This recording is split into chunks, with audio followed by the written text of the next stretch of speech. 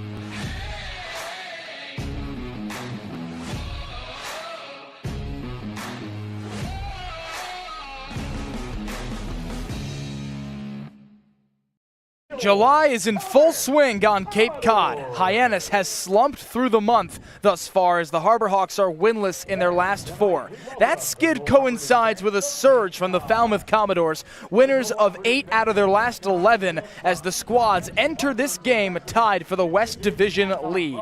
It's the 3rd meeting of the summer between the top dogs of the West as the Harbor Hawks return to Gov Fuller Field in Falmouth for a battle with the Commodores. Folks, how lucky are we, and welcome to the Harbor Hawks Baseball Network. We're diamond side at Gov Fuller Field for the 3rd meeting this summer between Hyannis and Falmouth. Giovanni Collada here as always with Graham Nash and Max Schwartzberg. After the longest game of the summer, guys, we're here in Falmouth after a 5.5-hour marathon. Graham, Hyannis won each of its prior 2 matchups against these Commodores in convincing fashion, but that was a Hyannis squad on a much hotter streak than its current counterpart. Yeah, it really was. It felt like Hyannis was winning every game that they were playing the last couple times they played Falmouth, and a large part where it was the bats were on fire. Nothing could slow them down. The pitching would keep up, but if you just look at the month of July and how different these 2 months this month has been for these 2 teams, it really gives you the whole picture. Hyannis has only won once. Falmouth has only failed to win twice. That, I think, tells the story perfectly. And for Falmouth, they haven't been blowing teams out. They've been winning really close games, which is always what I look to. They beat Katuitt 3-1. They beat Bourne 8-6. They beat Harwich 9-8. Those are 3 wins by 2 or fewer runs. Those are the wins that separate good teams from great teams. The great teams are the ones that can win close games, that can pull it out. Good ones are the ones that can just blow teams out. And that, I think, is the big difference right now between Falmouth and Hyannis. And Graham, you mentioned the skid in July for Hyannis, a 1-4-2 record. That's just abysmal to start this month of July. And Max, it's not like the Harbor Hawks haven't been scoring, though, but in the last 3 games specifically, the pitching staff has just failed to make the lead count. And I feel like yesterday, Gio, works as case in point to what your statement is. There's a lot of innings where the Harbor Hawks offense put up a couple runs, and then we talked about using offensive momentum to help you out on the mound, to get that quick inning, get the hot bats right back in there, and that just wasn't the case. They had a big inning offensively, and then the pitching almost fell apart right after, and that was something earlier in the season that Mitch Carricker's squad did a great job of, and of course, it's no surprise that's when they were playing their best brand of baseball, but last night was kind of the big representation of what's been going on recently. The pitching just can't play off the momentum from the offense. And the Hawks have scored 18 runs over their last 3, Max, but have allowed 30. This is a gargantuan number on their register. And I spoke with Hyannis skipper Mitch Carricker as he aims to stop the skid. Giovanni Collada with manager Mitch Carricker pregame. Coach, just past game 20, halfway mark of the season, how do you evaluate your team at this point? Up and down first half, feels like. Got off to a really good start and scuffled the last week or so. And so, as bad as we felt the last week, to be sitting, tied for first is a really good feeling going into the second half. And looking for a good day today.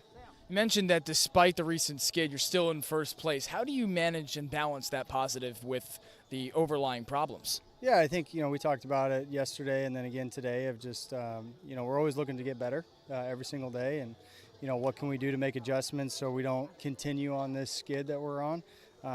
And so I think our guys had a really good pregame today, and hopefully they can carry that into tonight. And last night was certainly a long night, a 90-minute weather delay. How do you feel your team adjusted to that? Not well. I mean, we left there with the lead, and then, we come back and we kind of give some runs away. And so, that's a tough thing to do. And, they handled it a little bit better than we did, and unfortunately we came out on the wrong end of that. But I think good learning experience for us because we're going to run into some weather down the stretch here, and hopefully we can learn from that experience and be better when it comes next time. Weather's always unpredictable on the Cape. We've got some more threatening for today. What are some of those things you look to take from that experience and move forward with? Yeah, I think just mentality part of that is, obviously the brain kind of shuts off a little bit during that delay, and guys, get on their phones or go get something to eat, something like that, and just being able to come back whenever they say we can play ball again, ready to go, is going to be important. And so I think our guys, got a little taste of that yesterday, and hopefully, we don't run into that again, but if we do, hopefully we're more prepared. You play Falmouth for the third time this season, already a huge matchup. The winner of this game leaves today atop the West Division. What do you take from the 2 wins against Falmouth into this critical game? Yeah, I think there's been a lot of roster changes over the course of the time between the times we played them until now, and so I think both teams look a little bit different. And for us, it's not about who we're playing or anything like that. It's about, okay, how good can we play today to our standards, and I think our guys have a good understanding of that, and we just want to play clean baseball today. Heavyweight fight here at Gov Fuller Field. Coach, thanks for your time. Thank you. Guys? I think, Dean, they're allowing you to find your own success and your own true independence.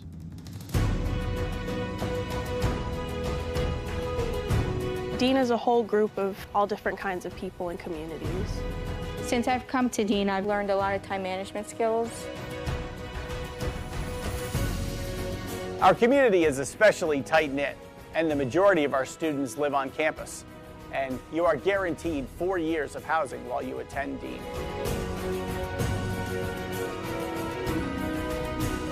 Dean is just full of opportunities for you to embrace, to welcome, so you can change yourself to who you want to be and form your career for the future. So go through that, all right? Think that way. Be a bulldog. Have a bulldog mentality in everything you do in life, whether you're playing sports or in the classroom or just socializing around campus.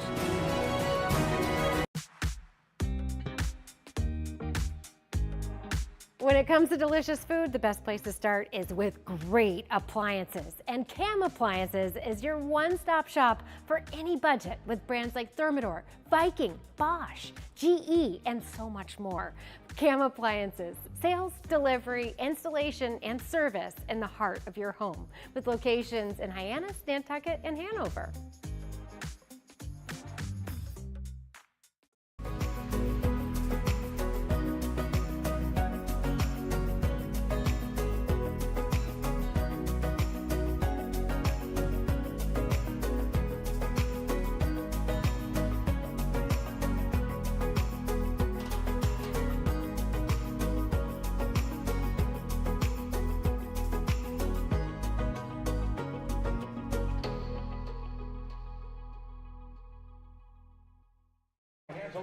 Welcome back to Gov Fuller Field, folks. Just a few minutes away from first pitch between Hyannis and Falmouth here on the Harbor Hawks Baseball Network.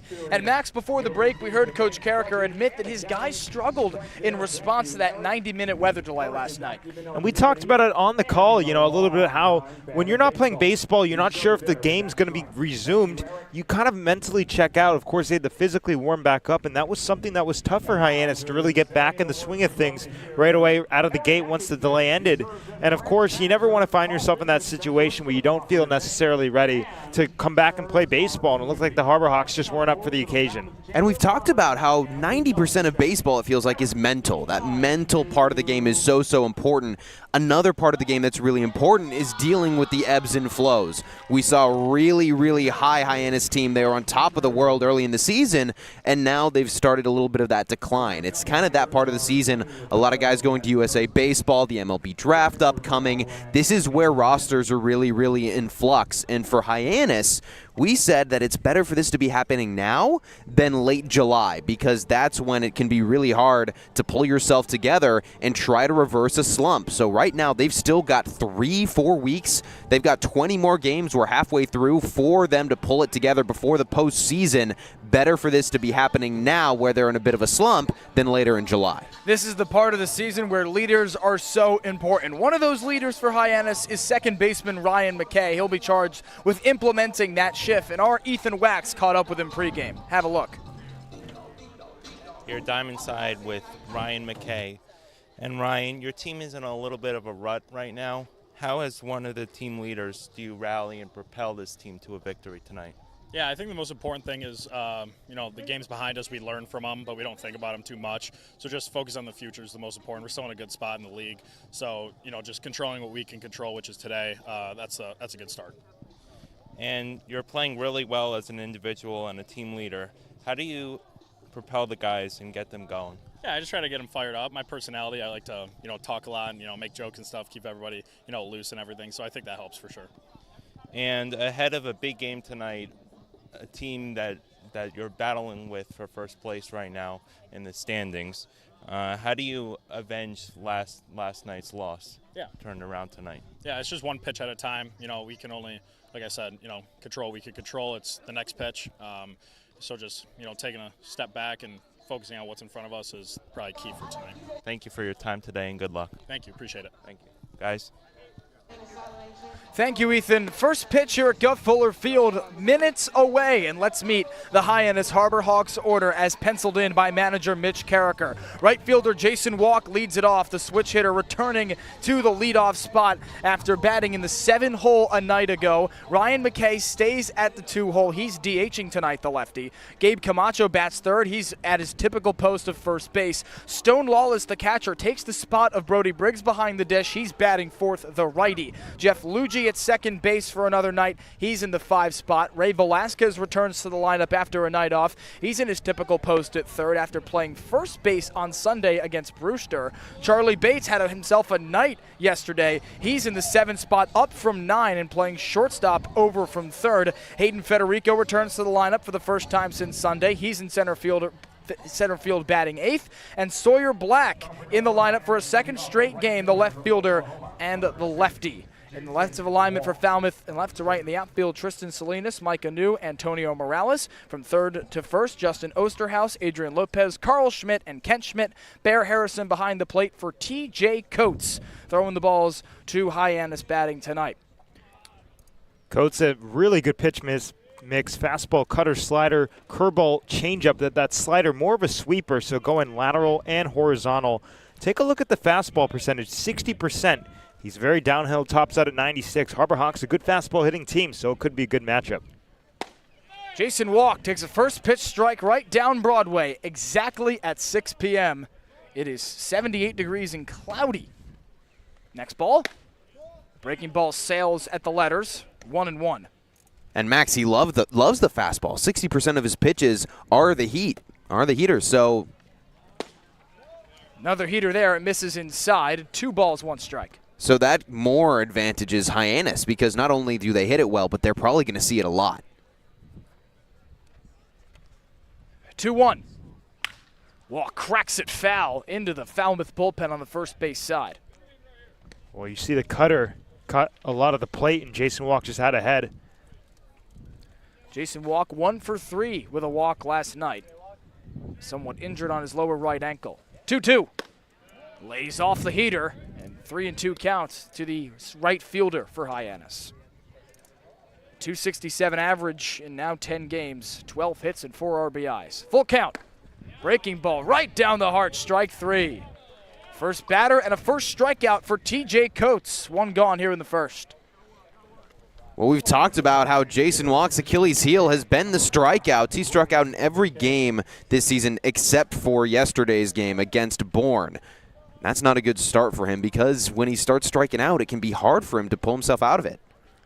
Now the red-hot Ryan McKay, this team, second on this team in average at .359, top 10 in the Cape League. First ball to him.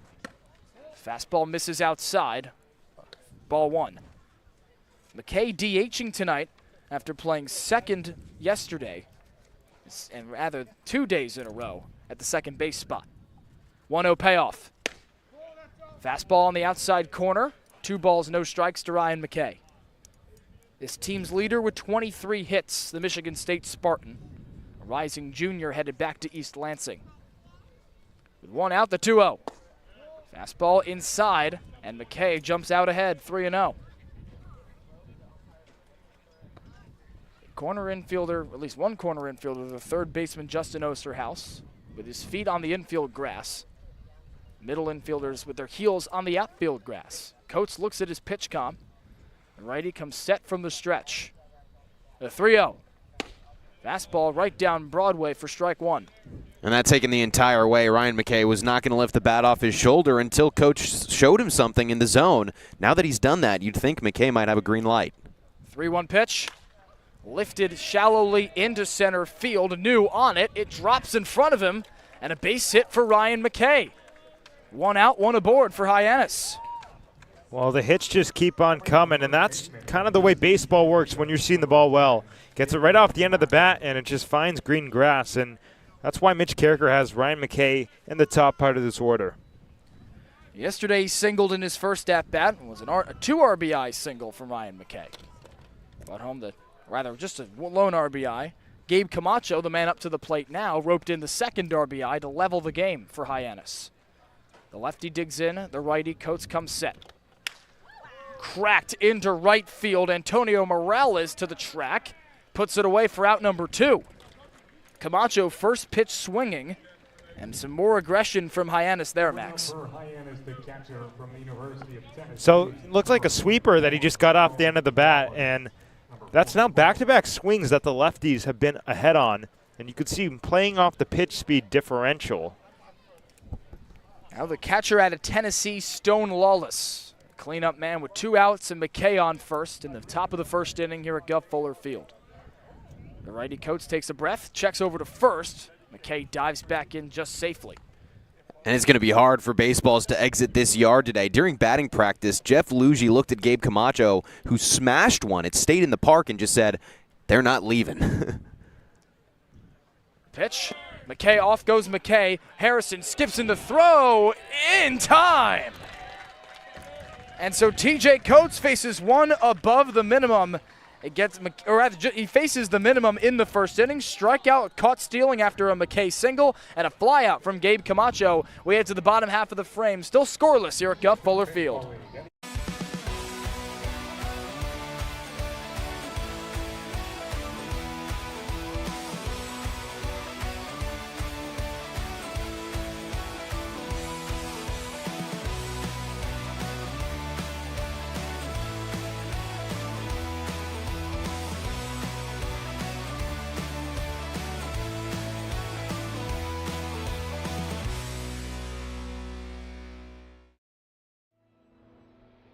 Your future begins at Dean College. Make a difference.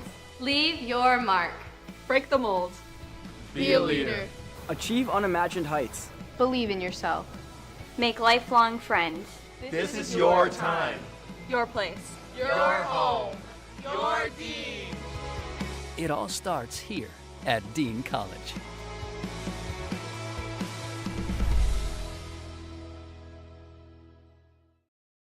Bottom half of the first inning at Gov Fuller Field between the Harbor Hawks and Commodores. And let's see how Jared Saltalamacchia lines them up for Falmouth. Leading off, it's the second baseman, Carl Schmidt. Antonio Morales had himself a good game the last time these two teams squared off at Gov Fuller Field. He's in right, batting second. Adrian Lopez, the USC Trojan, the shortstop, batting third. Micah New is the league's leader in OPS at 1.122. The center fielder, a new Arkansas Razorback, he bats cleanup. Kent Schmidt at first, he's in the 5-hole. Ryan Zuckerman, the DH, bats 6th. Bear Harrison out of Texas A&M, the catcher, bats 7th. Tristan Salinas was on Orleans a few days ago. He makes his debut for Falmouth tonight in left field and bats 8th. Justin Osterhaus out of Alabama, the third baseman, bats 9th. And they're going up against the Houston Hurricane in Richie Roman, making start number 3 this season, appearance number 5.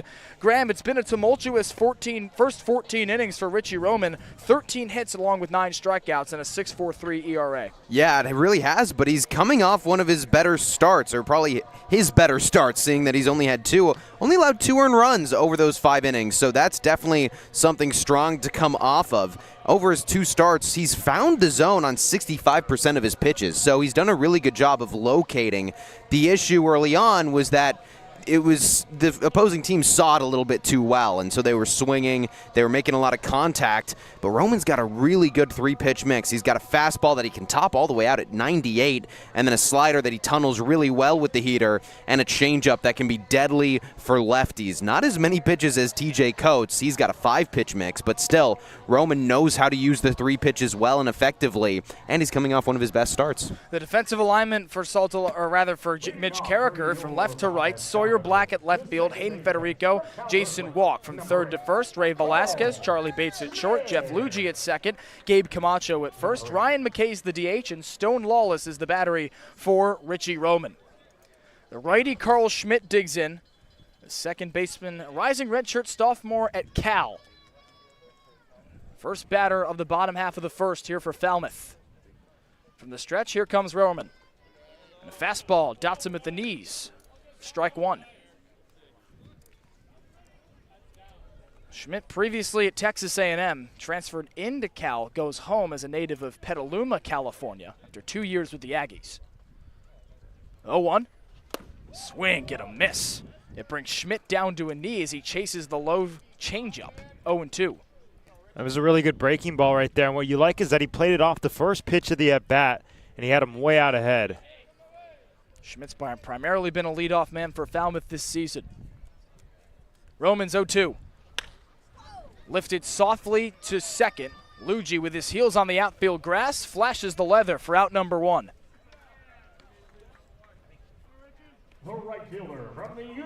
That brings up Antonio Morales, the right fielder. He's a rising junior at Maryland, and the lefty had himself a night the last time these two teams squared off here at Gov Fuller Field on June 24th. Batting leadoff for Jared Saltalamacchia. He walked once to start the game, ripped 3 singles in a row, and was hit in the 8th. With 1 out and no one aboard, Roman's first payoff. Fastball misses at the letters, ball 1. Morales is on his way to Maryland from Wake Forest. He announced his transfer on June 13th, the night before the Cape League season started here with Falmouth. 1-0. Breaking ball misses inside. 2 balls, no strikes. And Morales, Graham, has put together a really solid season for Falmouth, batting a shade under 300. Yeah, he's been phenomenal. He was so good for them in the first game that they played against Hyannis. 2-0 offering. Roped high towards third. Velasquez watches it sky high. He backs towards the line and makes out number 2.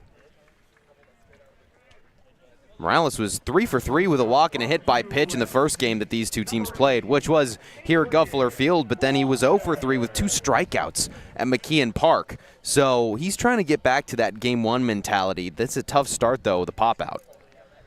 2 outs, no one on for Adrian Lopez, the righty shortstop.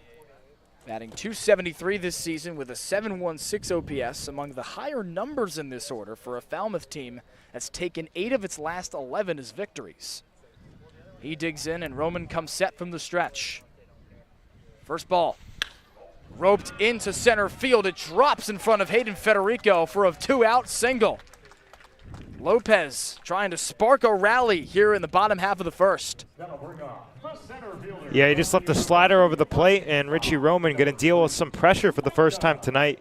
And it's going to be interesting to see how he responds to this. And now a dangerous hitter to the plate to face Roman. With Lopez on first and 2 out, it's a scoreless affair here in the bottom half of the first, but a player with the ability to change that in one swing of the bat. 7 home runs for Mike Anu, the righty bats cleanup. First pitch from Roman. Fastball on the inner black, 0-1. I'd venture a guess to say we're going to see a couple sliders in this at bat to try to take advantage of the right-on-right matchup. New another transfer on a way to a new destination. Spent much of the season in the portal out of Marshall. Now he'll join the Arkansas Razorbacks as announced yesterday. Off goes the runner on an 0-1. Tattooed down the line, but foul. Lopez got himself a good jump, but New just turned on it down the third base line. And there was one of those breaking balls. It was well low, kind of right at the plate, and New with a really good swing just to get bat on ball. Saw his runner going, tried a little hit and run, but he just couldn't quite put it in play. The righty digs in all the way on his toes on his lead foot, which is his left, as he angles the bat behind his helmet. 0-2 is outside from Roman with a breaking ball. A ball and 2 strikes. New the league's leader in OPS at 1-1-2-2.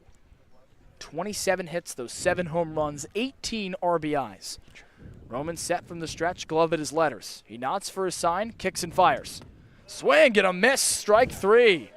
The first K of the outing for Richie Roman ends the bottom of the first. He faces 1 above the minimum. After Schmidt flies out, Morales flies out, Lopez singles, but New strikes out. No runs, 1 hit, no errors, and 1 man left on base. We head to the second scoreless at Gov Fuller Field. If you can dream it, if you can cruise in it, if you can summer in it, fish from it, or take it for a day at the beach, we can protect it. The Baldwin Group, protecting the possible.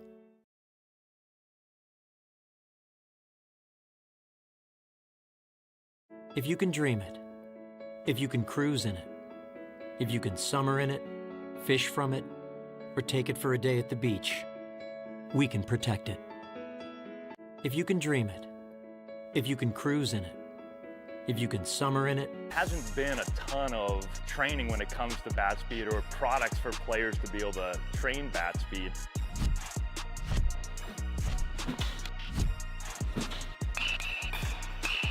You can improve your bat speed and reach your goals working 10 to 15 minutes a day on this a couple of times a week. That's a no-brainer for every player.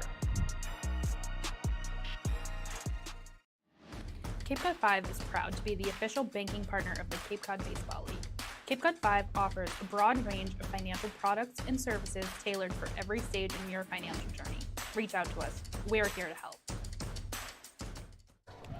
Through a first full-frame scoreless here at Gov Fuller Field. Hyannis and Falmouth battling it out for the 3rd time this season, and 4, 5, and 6 come to the dish for the Harbor Hawks and Mitch Carricker after they went down in order despite a single from the two-hole Ryan McKay as he was caught stealing after a single following the strikeout from Jason Walk. It's the cleanup man Stone Lawless. Swings through a first ball from TJ Coates, the right-hander. He was up in that first inning, but of course Ryan McKay caught stealing along the base path since now he's down 0-1. Jeff Luigi waits on deck. 0-1. Breaking ball locates. No balls, 2 strikes. Lawless coming off a pretty tough performance against Brewster, 0 for 3 with 3 strikeouts, and this was why he was going down really early in counts and couldn't make it up. 0-2. The breaking ball drifts outside. And a first ball of the count to the catcher out of Tennessee. Batting .278 this season. He's got a home run in his 2nd game against YD on the 29th. 1-2. He chops this down the first base line. It tails foul. Hyannis wearing its burnt orange uniforms, gray pants with a blue stripe down the pant leg, and royal blue helmets, while Falmouth in all white. Maroon and black painted numbers with black caps. A gray day here at Gov Fuller Field in Falmouth. The lights flicker on as the stands fill in. 1-2. Shot down to foul to the plate. Still 1-2. There's that sweeper again, and you like to see Lawless just getting a piece. We talked about it, goes coast to coast on the plate. And it's impressive for the righty just to get another pitch. Hopefully when he can drive. Lawless, a rising redshirt sophomore for the Volunteers. teammates with former Harbor Hawk Kenan Peebles, who was here in Hyannis a summer ago. Coates set from the stretch is 1-2. The fastball misses high at the letters. On the check swing, Lawless went around. K number 2 for TJ Coates. It's the first out of the second inning.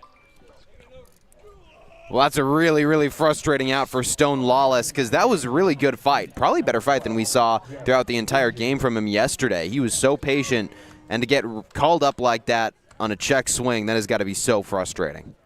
Here's Jeff Luigi batting fifth. The second baseman swings it from the left side. Squares to bunt on the first ball and taps it foul down the first base line. 0-1.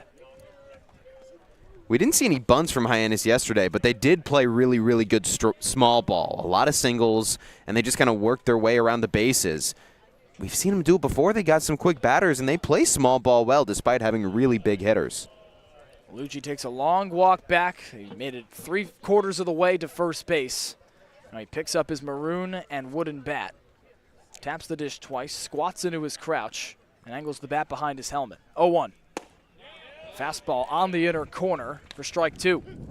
1 out, no one aboard. In the top of the second inning, still a scoreless affair between West Division co-leaders Hyannis and Falmouth. 0-2. Ripped into right center field. It drops in front of the outfielders. Luigi with a wide turnaround. First, he gets the stop sign from hitting coach Sean Riley. And a 1-out single for Jeff Luigi has a second runner aboard in this game for Hyannis. That's got to feel so good for Jeff Luigi because he was really struggling with those high fastballs a little bit in on the plate. And that time he took it for a ride, pulled it just slightly over the second baseman's head, came off the bat at 96 miles per hour. Now the righty Ray Velasquez digs in, the third baseman in the 6 hole, with Luigi on first, and a quick check there from TJ Coates, the right-handed pitcher. 1 out with just Luigi aboard. Still a scoreless affair in the top of the second. Velasquez returning to the lineup after a day off yesterday. First offering. Breaking ball finds that inner corner. Strike 1. Velasquez had a really impressive batting practice. We talked about the ball not flying. That wasn't the case for him. Hitting coach Sean Riley was like, who is this guy? Wind blowing in his face. 0-1. Fastball, or rather a breaking ball, drifts outside. 1-1. Velasquez has struggled mightily in recent weeks, but not with strikeouts. 1 for his last 16. 1 out and a man on. The 1-1. Sliced foul to the screen. 1-2. And that's maybe the only positive right now for Ray Velasquez is he's putting the ball in play a lot, not striking out like you said, but still he's had a really, really tough start to the month of July. Trying to find his momentum. 1 for 16. From the stretch, the righty Coates checks on first, skips it into the first baseman Ken Schmidt as Luigi dives back in time. He's the lone man aboard with 1 out in the top of the second. Still a couple zeros on the scoreboard between Falmouth and Hyannis. The winner of this game leaves the leader in the West Division. Coates nods for his sign, now throws. Luigi thought about stealing, but the breaking ball misses that lower corner. 2 balls, 2 strikes. Really good spit on that sweeper. Velasquez got the hips going, but he's able to keep the hands back. Professional take. Velasquez, the oldest player on the team, rising senior at Austin P. Coates has his sign. Now comes home. 2-2, just misses that inner half. 3 balls, 2 strikes. Harrison behind the plate really, really liked the pitch. Immediately pointed back to Coates on the mound, saying good spot, but it just misses low. Charlie Bates waits on deck, red hot after his best game of the season. Full count to Velasquez. Off goes Luigi. This ball is torched into left field. Tristan Salinas flashes it for out number 2, and Luigi hauls back into first, sliding safely after he was much of the way to second base, and they double him off. They say he didn't tag up, and that will end the inning. So it's an odd double play to bring things to an end as Luigi is caught asleep on the base pass. And just like that, TJ Coates has faced the minimum through 2. He does allow a hit on the single. Still no runs, no errors, and no one left on base as we had bottom 2 still scoreless between Hyannis and Falmouth. You can make any bat feel lighter by adding a velo puck knob. Instead of having to go get a whole entirely new bat, you can simply add the puck to it. Players can use this with any bat. It's basically going to shift the weight of the bat a little bit more towards the hands. Players are able to hit the ball a lot harder just by simply adding the puck on.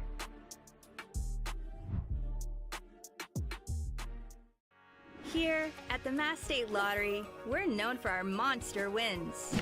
But there's no bigger win than the $1 billion we provide each year to support all 351 cities and towns in Massachusetts. In our game, we know that supporting local businesses and helping communities is how we all win. Because at the lottery, we're all playing for the home team. The Mass State Lottery. Welcome to the state of winning. Well, after an odd end to the top of the second inning, TJ Coates for Falmouth has faced the minimum through 2 innings. Richie Roman faced one above the minimum in his first inning of work. After a couple flyouts, he allowed a 2-out single to Adrian Lopez before striking out Mike Anu. He now gets 5, 6, and 7 due up for the Commodores in a scoreless affair in the bottom of the second here at Gov Fuller Field. And Max, certainly odd ending to say the least to that top of the first inning. It appeared that Jeff Luigi was doubled off after Ray Velasquez's flyout. We still don't have a ruling on this play. Well, yeah, I got to be honest, guys. I was writing down in my scorebook the F7, so I wasn't looking up. But, I mean, our producer, Charlie Adams, brought up a good point. And Ken Schmidt comes to the dish. I mistakenly said that it was because of the tag that Jeff Luigi didn't tag on first base. That would not be the right situation for that, folks. Still waiting for an official ruling as to how the top of the second comes to a close. But for now, here's Kent Schmidt, the 5-hole hitter. Righty Roman versus lefty Schmidt, first pitch. A fastball misses the outer corner. 1 ball, no strikes. Schmidt has 2 home runs this season with 12 RBIs. He's played virtually every game for Falmouth this year. 18 of the now 21. Roman's 1-0.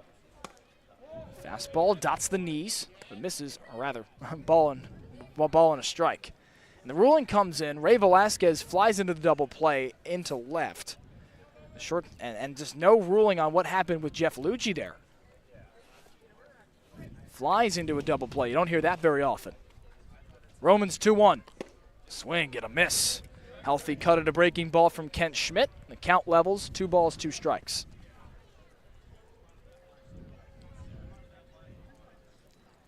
We mentioned Schmidt, a regular starter for Falmouth this year, rising junior at Georgia Tech, previously in Georgia Southern.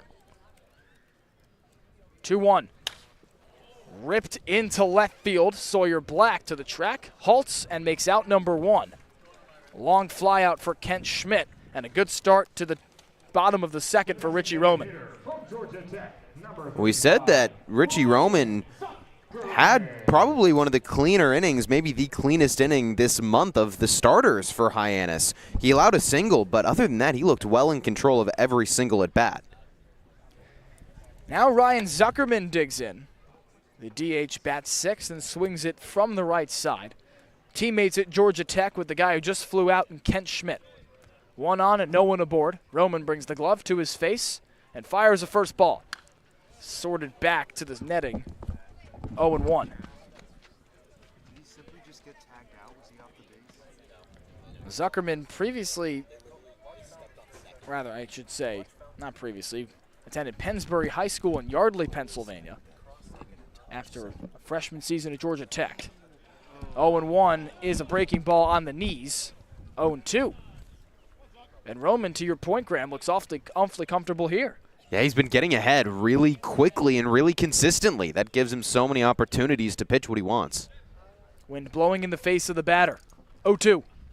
Skips into Stone Lawless. He drops the mask as Kent Schmidt went around, and they'll complete the strikeout at first base as he throws across him to Gabe Camacho for out number 2. And we have clarification. Jeff Luigi on that last play, he passed second base, and then on his way back to first, he did not touch the bag. The rule is you have to touch the bag if you cross it when you're going back on a fly out, and that's why it was a double play.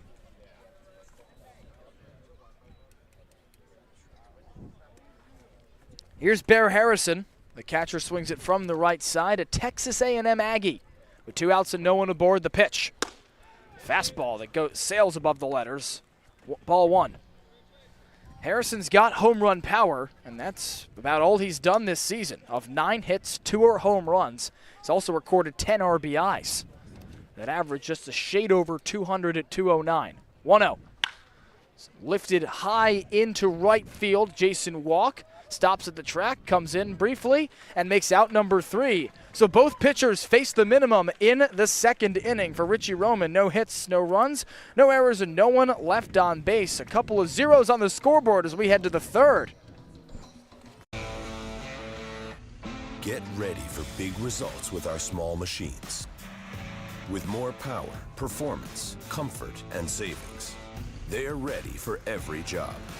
And we're ready with plenty of inventory, the best support in the business, same-day parts availability, and locations across the Northeast.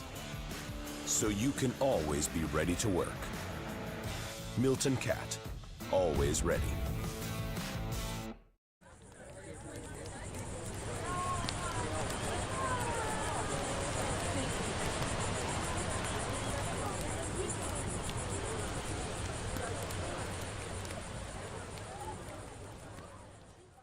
If you can dream it, if you can cruise in it, if you can summer in it, fish from it, or take it for a day at the beach, we can protect it. The Baldwin Group, protecting the possible.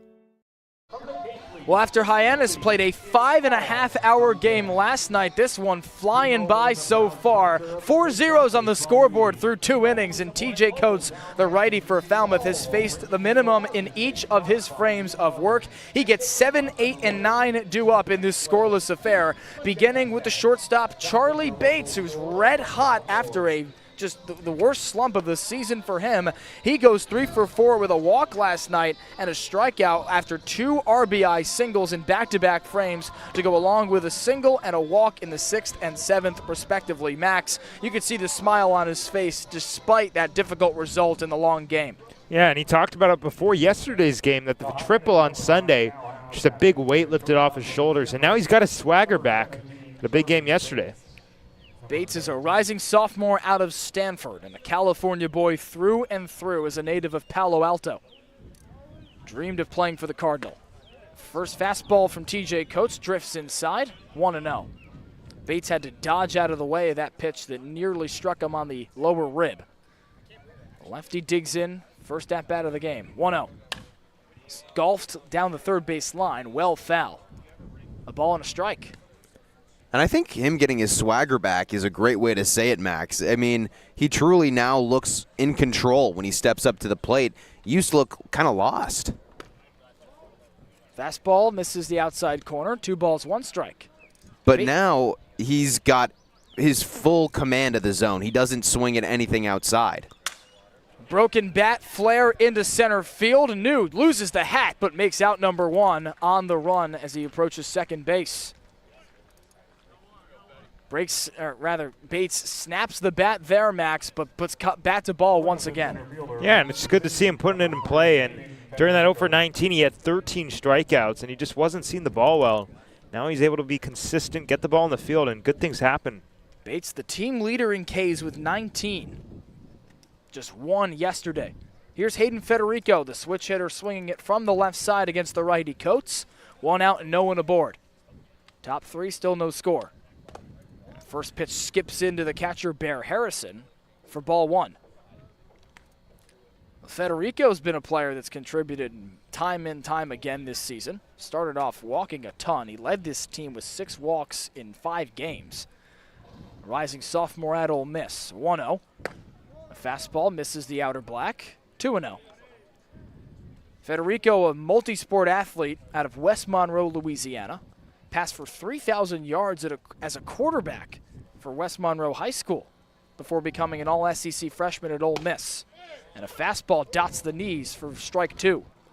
And he told me that football is actually what he prefers. He was a big football guy, but he looked me square in the face and said, "Have you seen a 5'10" quarterback in the NFL?" I was like, nope. Rather, it's 2-1. He swings through it, and now it's 2-2. Fastball at 89 for TJ Coates. But it helps when you get your first college baseball offer as an 8th grader, like Federico did. He had a great backup plan. 2-2. Breaking ball sails above the letters. Full count to Federico. I mentioned an all-SEC freshman at Ole Miss. He started his college career red hot on an 11-game hit streak for the Rebs. 3-2. Lifted into the alley in right field. Micah New, the center fielder, on the run. He calls off the right fielder Morales. He's made both outs in the 3rd inning. And limiting it to weaker contact on the hill for Coates, and that's exactly what he wants to do against a powerful Hyannis squad. And now Sawyer Black, the left fielder, batting 9th. He digs in after a very difficult game yesterday, in which he struck out in all 4 of his at-bats, but did walk twice. 2 outs and no one aboard. The third baseman Osterhaus with his feet on the infield grass. As Sawyer Black takes strike 1 right down the heart. And Coates works quickly. He's set from the stretch. He deals. Swing and a miss from Black. Way out ahead of a breaking ball that clocks at 82. Now Coates trying to face the minimum through 3. He has allowed 2 hits, but both runners caught along the base paths. 0-2. Chapped foul towards the Falmouth dugout on the first base line. Jason Walk stands on deck should he get another chance to come to the plate through 3 innings. Flipping the order early is something that Hyannis has done a lot this season, but it hasn't had a ton of show on the record of late, Max. Whereas from June 16th to June 28th, Hyannis was 5-3-1 when it flipped the order through 2 innings. In the last 3 games, they flipped the order through in each of the 3 innings they've played and have 2 losses to show for it. 2 outs, no one aboard for the lefty Sawyer Black. The righty Coates comes home, or rather nods for his sign, now comes home. 0-2 upstairs at the letters. 1 ball, 2 strikes. And Black, Max, does come off of an hamate bone injury that caused him to miss 26 games. Swing and a miss. He strikes out here. His 3rd strikeout and 1 in each frame for TJ Coates after a couple of flyouts. He's faced the minimum through his first time through the order. Still scoreless as we had bottom 3 here in Falmouth. And we will stay right here on the Harbor Hawks Baseball Network as our own Ethan Wax has more on Matt Mura. Thank you very much, Gio.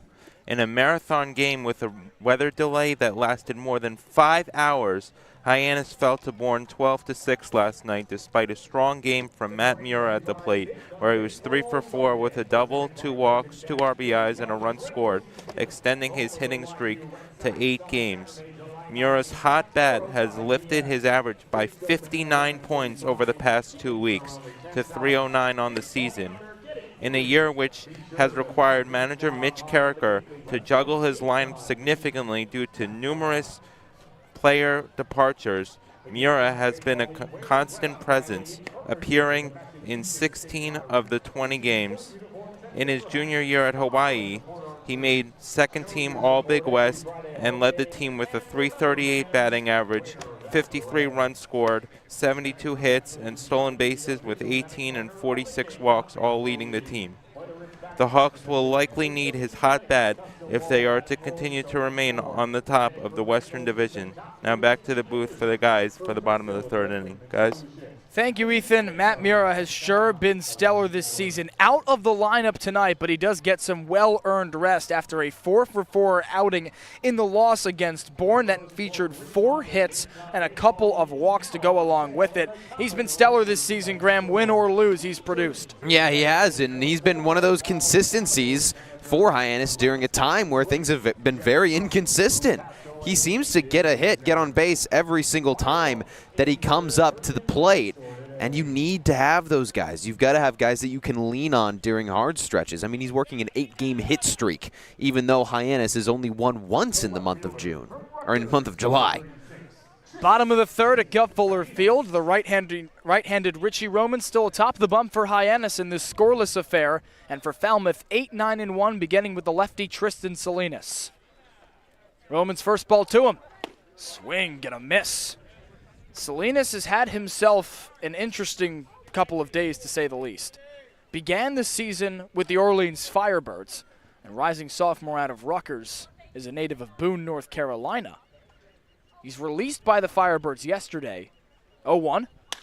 He's tapped into left field. Sawyer Black makes a run to the alley for out number 1.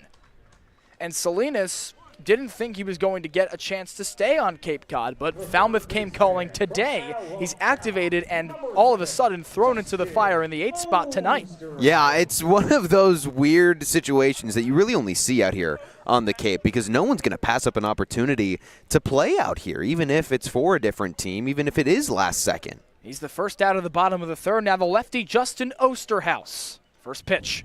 Swing, get a miss. The third baseman Alabama, from Alabama, quickly down 0-1. 1 out and nobody aboard in this bottom of the third. Still scoreless between Hyannis and Falmouth. A 9-hole man for Jared Saltalamacchia. Roman's 0-1 offering. It's lifted over the backstop. 0-2. Osterhaus, a rising junior out of Alabama, coming from Purdue Fort Wayne after the university announced the discontinuation of its baseball and softball programs. Osterhaus looking for a new home. He settled with the Crimson Tide. Roman with the glove in his face, kicks and fires home. And Osterhaus slices it foul, third base side. 0-2.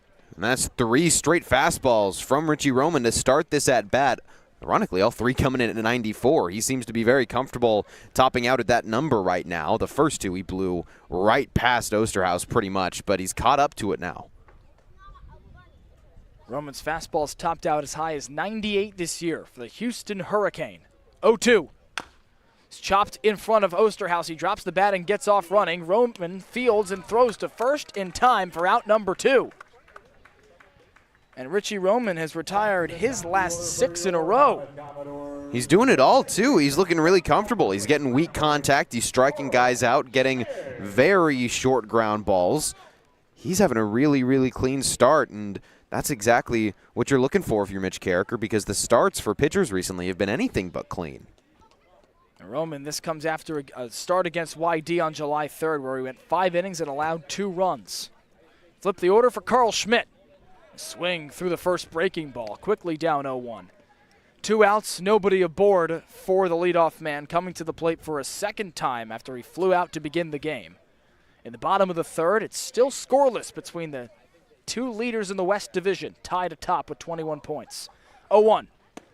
Breaking ball locates on the inner corner, 0-2. Roman a strike away from retiring his 7th batter in a row after a single from the 3-hole Adrian Lopez after a quick couple of outs to begin the game. He nods for his sign from Lawless. Now kicks and fires from the stretch. Sails above. It springs Lawless out of his crouch. Schmidt barely moved. A ball and 2 strikes. Roman, because he's done such a good job of getting ahead in counts all game long so far, though, he's got room to make those mistakes. The righty Schmidt versus the righty Roman. The pitcher kicks and deals. Swing and a miss, strike 3. It's the 3rd of the day for Richie Roman, and each of these pitchers end the 3rd frame with a strikeout. Roman faces the minimum for the 2nd consecutive inning. We are still scoreless, headed to the 4th here at Guff Fuller Field. When it comes to delicious food, the best place to start is with great appliances. And Cam Appliances is your one-stop shop for any budget with brands like Thermador, Viking, Bosch, GE, and so much more. Cam Appliances, sales, delivery, installation, and service in the heart of your home with locations in Hyannis, Nantucket, and Hanover.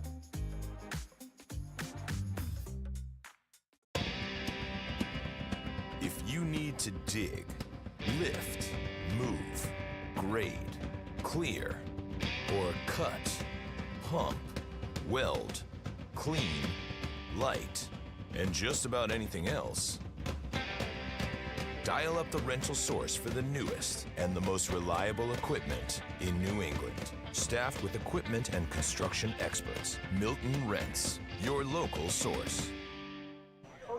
A pitcher's duel for the ages is brewing at Gov Fuller Field. Each pitcher has gone through the order without a run on their register through 3 innings. And for Falmouth right-hander TJ Coates, he's faced the minimum his first time through the starting 9 for Hyannis. And now the leadoff man, Jason Walk, will start off this top of the 4th inning and look to break the seal between the Commodores and the Harbor Hawks. Giovanni Collada with Max Schwartzberg and Graham Nash on the Harbor Hawks Baseball Network. Game 21 of the Cape Cod Baseball League season, Graham, and these two teams knotted at the top of the West at 21 points. And this is what we expected in this ball game. Going back and forth, trading blows, but not like this. Walk, first pitch swinging on the offering from Coates. He sails it foul in front of the bleachers' first base side, and it drifts out of play. A long strike one to begin the 4th inning. We thought it was going to be more offensive blows. Hyannis, one of the best batting teams in the Cape League. Falmouth scoring somewhere between 8 and 11 runs in pretty much every game they've played in July. It's been back and forth on the pitching side, trading 3 up, 3 down, facing the minimum innings. The righty Coates works exclusively from the stretch. He kicks and fires. And Walk takes a strike right down the middle on the breaking ball. 0-2. Walk, the switch hitter out of Oklahoma. Leadoff man playing in right field, struck out to begin the game. And he taps this foul to stay alive. 0-2. For TJ Coates, it's come in all sorts of ways. He has allowed 2 hits despite facing the minimum through his first 9 batters. A single from the man on deck in Ryan McKay. He was caught stealing. A single from Jeff Luigi in the second, where he failed to tap second base on his way back on a flyout. And Walk takes upstairs 1-2. And it's all been done because Coates has gotten ahead in the count. We talked about it with Richie Roman, but give Coates the same credit. He has done such a good job going up with a couple strikes. 1-2. Walk stays alive. He shoots it foul. 1-2. And so then all these Hyannis hitters are in these positions where they've got to shorten up. They've got to take their 2-strike approach, which isn't nearly as powerful. So we've seen a lot of fly balls into the shallow outfield, and the singles we have seen were kind of bloopers that just dropped in front of the outfielders. They haven't been hard hit balls at all. Coates takes a minute off the mound. He walks back to the bump as Jason Walk takes a step outside the lefty box. The battery for TJ Coates, Bear Harrison, took the mask off momentarily. Now he pulls it over his face as Jason Walk digs in from the lefty box. 1-2. A check swing on the appeal to third. He did not go around. And the breaking ball misses. 2 balls, 2 strikes.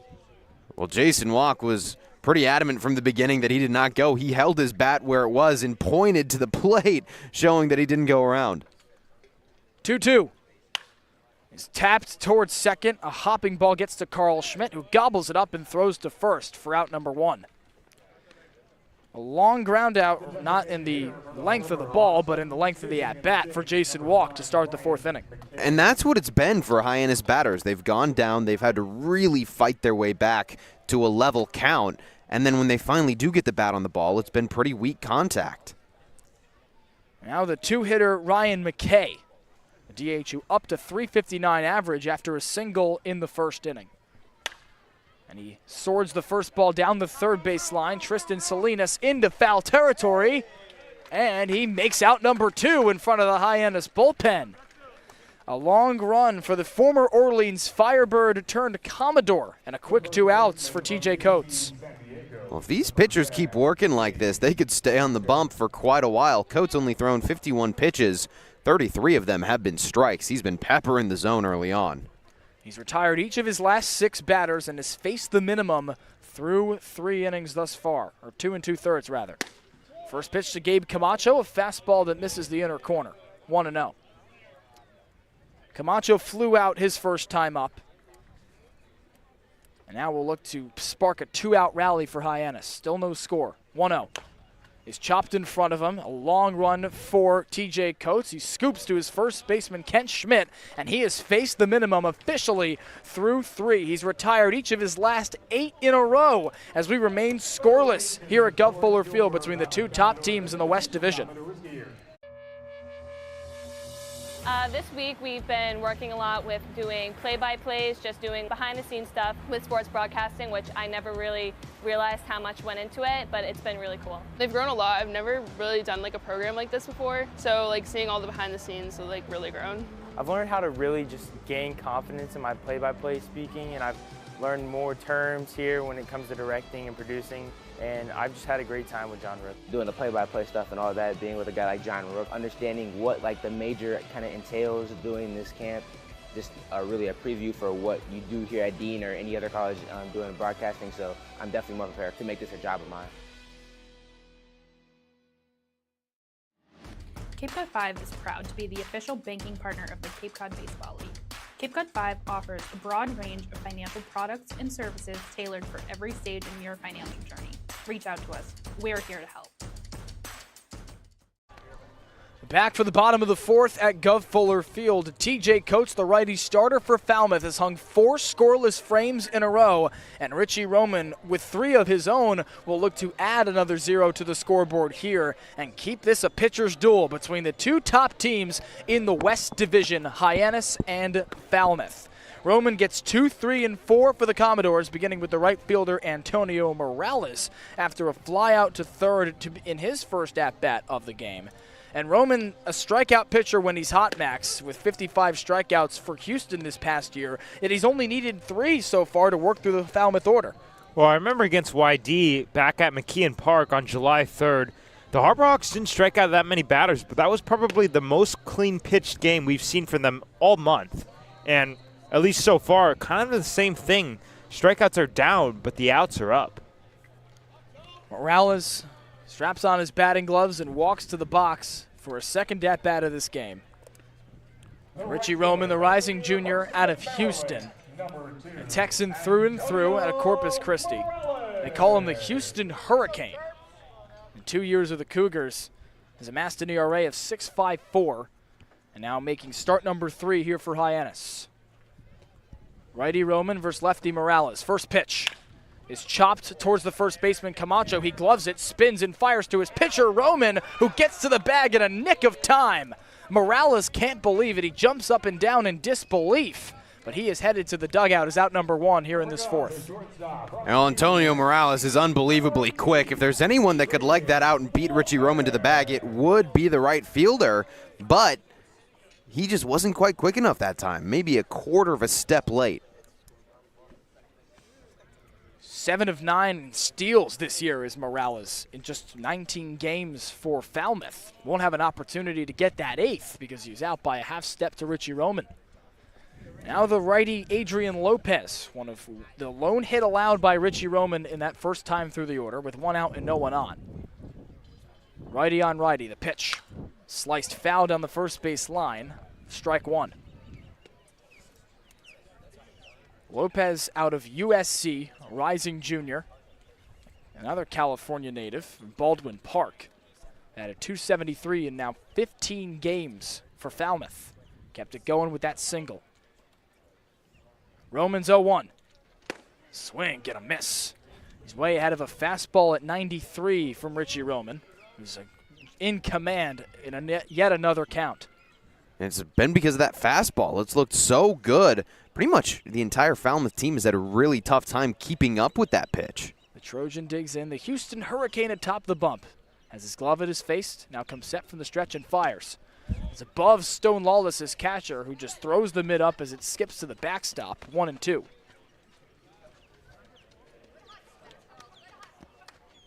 And for Roman, he reverses a recent trend for Hyannis pitching that's seen the later innings fall apart.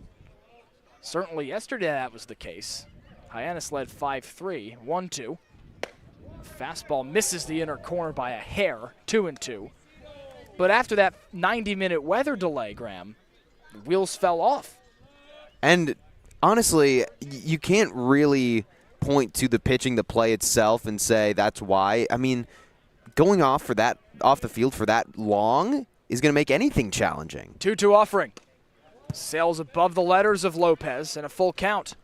And we heard Mitch Carricker say, you know, you're locked into a game. You've been prepping for it all afternoon, and then you take a break, you pull the phone out, and that is the easiest way to ruin your mental fortitude is you pull the phone out, you scroll on social media, and totally lose focus. Lopez taps the dish twice with his bat, now squats into his crouch. 3-2 deal upcoming from Richie Roman. The righty kicks and fires. Sliced foul with one hand on the bat. Adrian Lopez stays alive. 1 out, no one aboard for the righty out of USC. Micah New, among the most dangerous hitters in the league with a .360 average and a 1.122 OPS entering this game, waits on deck. Roman trying to keep a clean sheet through 4 frames. From the stretch, he comes home. A fastball down low for strike 3. Breaking ball, I should say, dots the knees, and Roman's got strikeout number 4 for out number 2. That's such a good pitch. We've been talking about his fastball and how pretty it's looked, but the slider has been there as well. 9 up, 9 down for Richie Roman after the single to Adrian Lopez, whom he just struck out. Now the righty center fielder Micah New with 2 outs. The first ball to him, breaking ball that clips the knees, strike 1. Doubled up with the breaking ball going back to last at bat. It's feeling good for Roman. It's clearly evident if he goes back to it twice. If it ain't broke, don't fix it. Roman nods for his sign. We'll see if he goes to the breaker yet again. 0-1. Skips in to Stone Lawless. A fastball at 94, 1-1. Well, New, we mentioned having a prolific start to his summer with Falmouth. 7 home runs lead the Commodores. So do his 18 RBIs on 27 hits in 19 games. He's done it all for Jared Saltalamacchia. Roman's 1-1. Swing and a miss. New out ahead of the breaking ball there. And Roman a strike away from facing the minimum. Houston Cougar retoes the rubber. His right foot ported towards third. His left foot slightly pointed towards the plate. He comes home. Fastball on the corner, strike 3. He freezes Micah New for a second time in a row. He's got 5 strikeouts in 4 innings, and he's faced the minimum in each of the last 3. We're still scoreless here at Guff Fuller Field as we head top 5. When you need to dig, lift, move, cut, or just about anything else, then dial up the Rental Source staffed with equipment and construction experts. They'll help you get the right machine for the job and make sure it's delivered when and where you need it. With locations across New England and the newest and most reliable inventory, Milton Rents is your local source. When I started teaching on the Cape 30 years ago, you could buy a house on a teacher's salary. But today, teachers, public safety officers, healthcare and hospitality workers, the people who make the Cape work, are struggling to find homes they can afford. And I really worry about the kids who will follow us. I think it's time we learn to do better. If housing on Cape Cod matters to you, join us at capehousingmatters.org. Through 4 frames at Guff Fuller Field between the 2 top dogs in the West. Hyannis and Falmouth tied atop the West Division at 21 points, just past the halfway mark of the Cape Cod Baseball League season.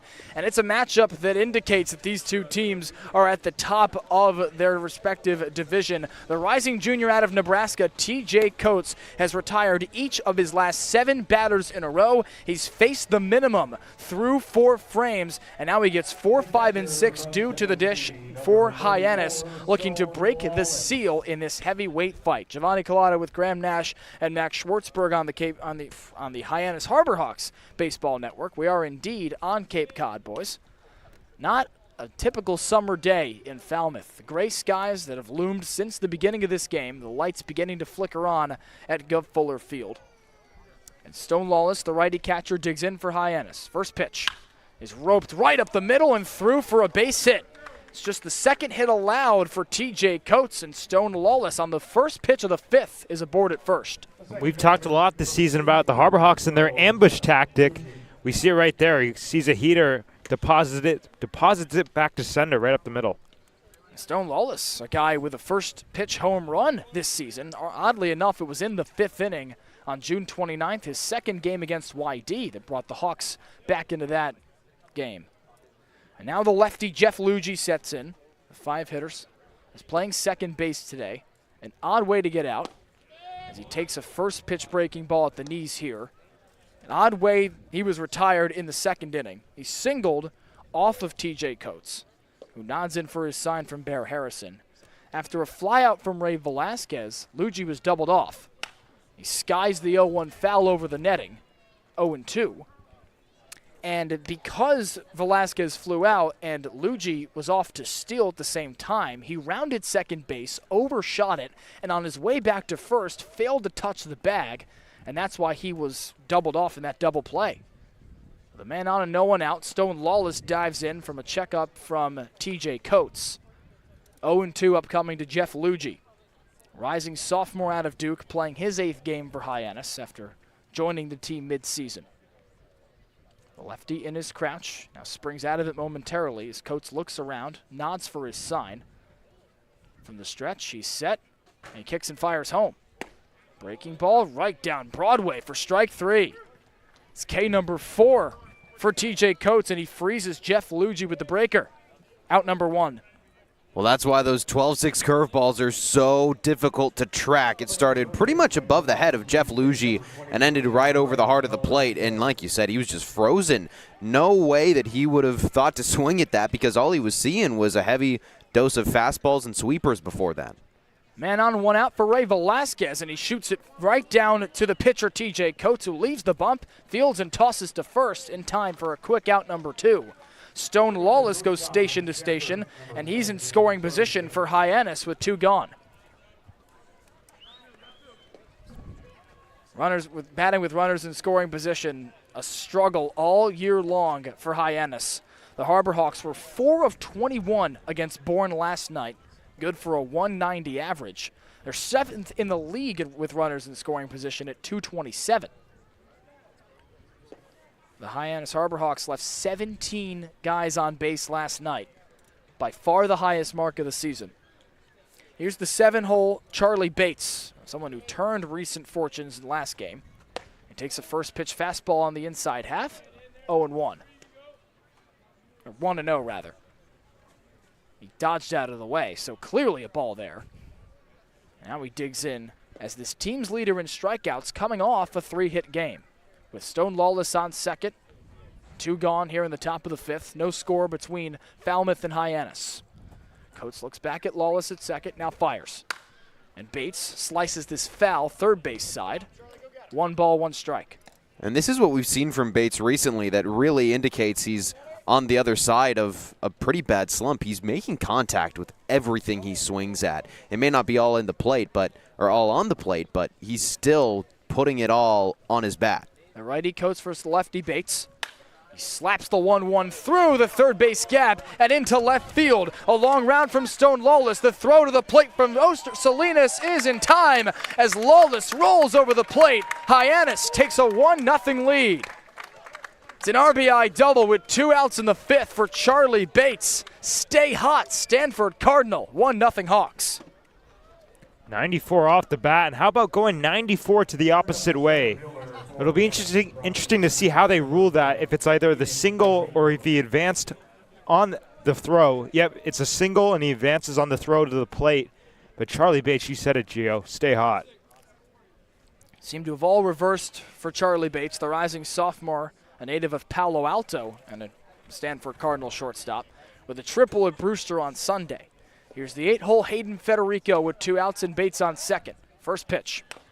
Chopped right past the pitcher to the third baseman Osterhaus. A long run. He charges, skips into the first baseman Schmidt, and the stretch is late. Federico legs out an infield single, and Hyannis has him on the corners with 2 outs. Well, we talked about small ball for Hyannis and how they've really thrived playing small ball in yesterday's game. Despite the loss, that's kind of how they got all their runs home. Very similar 5th inning. 3 singles. One of them stayed in the infield. Federico, a switch hitter, batting lefty both times against the right-hander Coates, and he reaches for a first time after a flyout in the 3rd inning. And now a meeting between Coates, the entire infield, and pitching coach Todd Carroll, in his 4th season as the associate head coach at Palm Beach Atlantic University. He's given wisdom to TJ Coates, who just surrendered his lone blemish, Graham, on what's otherwise been a remarkable outing. It really was 4 innings of just phenomenal baseball. He allowed 2 hits, but no one got to second base. And the second someone does, it's kind of all coming apart for him. And I think that's why pitching coach wanted to take this mound visit, just give him a second to breathe. He's got runners on the corners. And if you let one through, that's not going to hurt you too bad, because Falmouth, they're a good batting team. They can easily get this back in 1 inning, but you got to make sure that you shut it down and don't let the rest of Hyannis' order get hot. So Federico on first, Bates on third. The latter 90 feet away from a second run in this inning for Hyannis, and it's first of the game. 2 outs in the bottom of the 5th, rather top of the 5th. Sawyer Black, the 9-hole, swings through a breaking ball, 0-1. Black has struck out in each of his last 4 at-bats. Did have 2 walks yesterday in the loss to Bourne, but Cade up swinging all 3 times prior to that. 0-1. Off goes the runner at first, Federico. A long fly ball to right field. Morales at the track. He runs out of room. Sawyer Black with a 3-run blast. He's broken the seal against TJ Coates, and the Harbor Hawks lead it 4-0 here at Gov Fuller. That's a great way for Sawyer Black to shake a recent stretch of strikeouts. A long ball, 368 over the right field wall at a 96-mile-per-hour heat off the bat. And just like that, Hyannis up 4-0. Well, we noticed in batting practice, and according to Jeff Luigi, the ball isn't flying today. And Hyannis proving that wrong. Sawyer Black, a big boy home run. First pitch swinging from Jason Walk, the leadoff man, right to the second baseman Schmidt, who puts away a long-evaded out number 3 for TJ Coates. First crooked number on the scoreboard for the starter after 4 scoreless frames. On 3 hits, he allows 4 runs, no errors in the field, and just no one left on base after the 3-run home run from Sawyer Black. It's 4-0 Hyannis as we head bottom 5. When it comes to delicious food, the best place to start is with great appliances. And Cam Appliances is your one-stop shop for any budget with brands like Thermador, Viking, Bosch, GE, and so much more. Cam Appliances, sales, delivery, installation, and service in the heart of your home, with locations in Hyannis, Nantucket, and Hanover. Here at the Mass State Lottery, we're known for our monster wins. But there's no bigger win than the $1 billion we provide each year to support all 351 cities and towns in Massachusetts. In our game, we know that supporting local businesses and helping communities is how we all win. Because at the lottery, we're all playing for the home team. The Mass State Lottery. Welcome to the state of winning. With one swing of the bat, Hyannis has broken this heavyweight fight open after a 3-run home run from Sawyer Black. Follows a RBI single with an advance to second from Charlie Bates. And just like that, Hyannis takes a 4-0 lead into the bottom of the 5th inning here at Gov Fuller Field after the Harbor Hawks and the Commodores traded scoreless frames for 4 innings. Richie Roman will stretch to the 5th for a second consecutive start, and he has looked mighty smooth tonight, Max. He really has, and we talked about in the last couple of starts, he started out strong and then slowed down. He started out strong and just stayed really hot, and this is the big test. The bats put up some runs, and you're going to have to come back and throw up a 0. 5, 6, 7 due up for Falmouth, who suddenly finds itself in a 4-0 hole to the Harbor Hawks with just a few swings of the bat. The lefty Kent Schmidt to get it started. The 5-hole plays first base tonight. The righty Roman kicks and deals. Breaking ball misses at the knees. 1 ball, no strikes. Schmidt flew out deep to left in the 2nd inning and was the second batter retired in this stretch of 11 straight for the righty Richie Roman. The Houston Cougar, set from the stretch, now comes home. And 1-0 drifts inside. 2 balls, no strikes. Roman struck out his last 2 batters in the 4th, arguably 2 of the toughest outs in the order for Falmouth, in Adrian Lopez and Micah New, the latter of whom leads the league in OPS. 2-0 offering. Fastball misses at the letters, 3-0. And this is the first time, really, that we've seen Richie Roman down like this in a count. He's pitching in his 5th inning. He's gone for a while, so this is where it's going to be important for him to stay sharp. First 3-0 count to the game for Roman. He comes home. And fastball misses outside. It's a 4-pitch walk. First walk issued from Hyannis pitching, and only Roman tonight. And that's been a major area of struggle for Hyannis pitching recently, as Kent Schmidt heads to first. Yeah, and especially what we talked about yesterday, whenever the Harbor Hawks would score, the pitching just kind of fell apart. So not a good start for Roman, but still an opportunity to bounce back in this at-bat. Righty DH Ryan Zuckerman's got an opportunity to get Falmouth right back in this game. First pitch is roped into right field. Jason Walk watches it bounce in front of him. He throws down to second. Schmidt slides in safely as the shortstop Bates covers the throw that skips into second base. Just a couple of pitches, back-to-back base runners for Falmouth. Well, this is kind of how it all started in the past couple games for Hyannis, or at least for their defense. A walk, a little slip up, and then it turned into momentum for the opposing teams. And it was so hard for them to shut it down. And with no outs, this is the toughest task for Richie Roman, is trying to shut down said Falmouth Commodores, who were red hot in July. Now the catcher, Bear Harrison, comes to the plate. 2 outs, or 2 on and no one out in this inning. Much better situation than I would have presumed. Player with home run power, 2 home runs in just 9 hits this season. He's been here from day 1 for the Commodores. Righty on righty, Roman's first pitch. A fastball high at the letters, 1-0. And if anyone's going to get them back into this game, Max, it's Bear Harrison. Hyannis took the lead, largely on a 3-run home run from Sawyer Black, but also with an RBI double or single into another base advance from Charlie Bates. And Roman dishes a strike on a breaking ball, 1-1. He's got to keep the ball down in this at-bat. We mentioned 2 of those 9 hits home runs, but also the double play opportunity. Infield plays in doubles defense. Roman looks back at second, now fires. It skips into Stone Lawless. He drops the mask as he springs out of his crouch, but does block it successfully. 2-1. Middle infielders Jeff Luigi and Charlie Bates, somewhat pinched towards the bag, or at least Bates was, and now he moves towards his natural position at shortstop. Corner infielders in their normal spots. Outfield slightly shaded towards left field. 2-1. Roman deals outside, 3-1. Some odd symmetry for these pitchers through 4 frames, each facing a few, if just one above the minimum for Richie Roman. 4 scoreless, and now the crooked number in the top half for Hyannis, and Richie Roman asked to respond accordingly in the bottom half. 2 on, no one out. 3-1.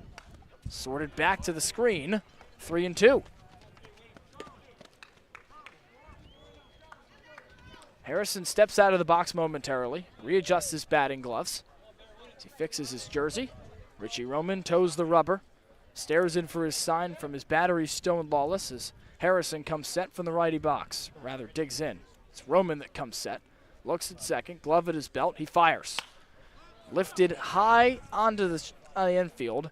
Infield fly in effect for Charlie Bates. He chooses to catch it for out number 1. Both runners stay put. Schmidt at second, Zuckerman at first with 1 out. That's a really big out for Hyannis, especially after you got the walk and then the single. And it's really good on Roman, who fell behind in this at-bat to Harrison, to come back and do sweet contact. And now they're just 1 pitch away of getting out of this. Lawless and Roman briefly met after the flyout for Bear Harrison as Tristan Salinas approaches the dish. A left fielder, batting 8th, was an Orleans Firebird just a couple of days ago. And it looks like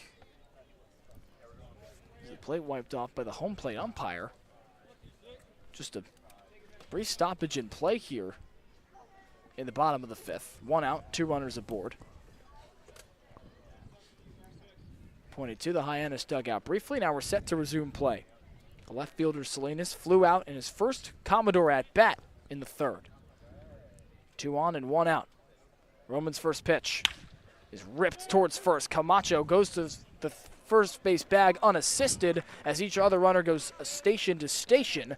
Schmidt to 3rd, Zuckerman to 2nd with 2 outs. And he was looking over at second base. He really wanted to try to get Zuckerman on an inning-ending double play, but he made the mature decision, just go to first base, get the easy out, and then count on Richie Roman to get the 3rd, because he's been phenomenal in this ball game. A righty hurler in the pen for Falmouth. See if TJ Coates' day comes to an end in the top half of the 6th. But first, Richie Roman's got to work himself out of trouble here in the bottom of the 5th. 2 outs and 2 in scoring position. And first pitch swinging from Justin Osterhaus, foul down the first base side. Osterhaus batting 9th, swings it from the left side. Grounded out in his first at-bat of the game. Second out of the 3rd on a ground out right to Richie Roman. Aforementioned starting pitcher looked to get through the 5th for a first time all season long after he stretched to the 5th in his last start on July 3rd against YD. A game Hyannis won before a losing stretch of sorts. 0-1. Swing and a miss. Healthy cut at a slider at 89 from Roman. And now a strike away from evading danger. Runners on 2nd and 3rd, 2 outs, bottom of the 5th inning, a 4-0 Hyannis lead. Roman trying to deliver his 5th consecutive scoreless frame. The lefty Osterhaus at the plate. The third baseman digs in. Roman deals. It sails high above Stone Lawless. He drops the mask as it goes to the backstop, and a run slides home in Kent Schmidt. Falmouth takes one back on a wild pitch from Richie Roman. It's 4-1 Hyannis, bottom 5. Well, we've seen Lawless struggle with a couple of those, but that one just well high from Richie Roman. Must have slipped out of the hand, and a tough break for Hyannis. Zuckerman advances from 2nd to 3rd. The DH 90 feet away from run number 2 for Falmouth. And Justin Osterhaus looking to avoid being the 3rd Commodore down in a row after the early couple of base runners. Roman looking to stop the bleeding. 2 outs and just the man on 3rd. 1-2. Osterhaus slices it foul to the backstop. 1-2.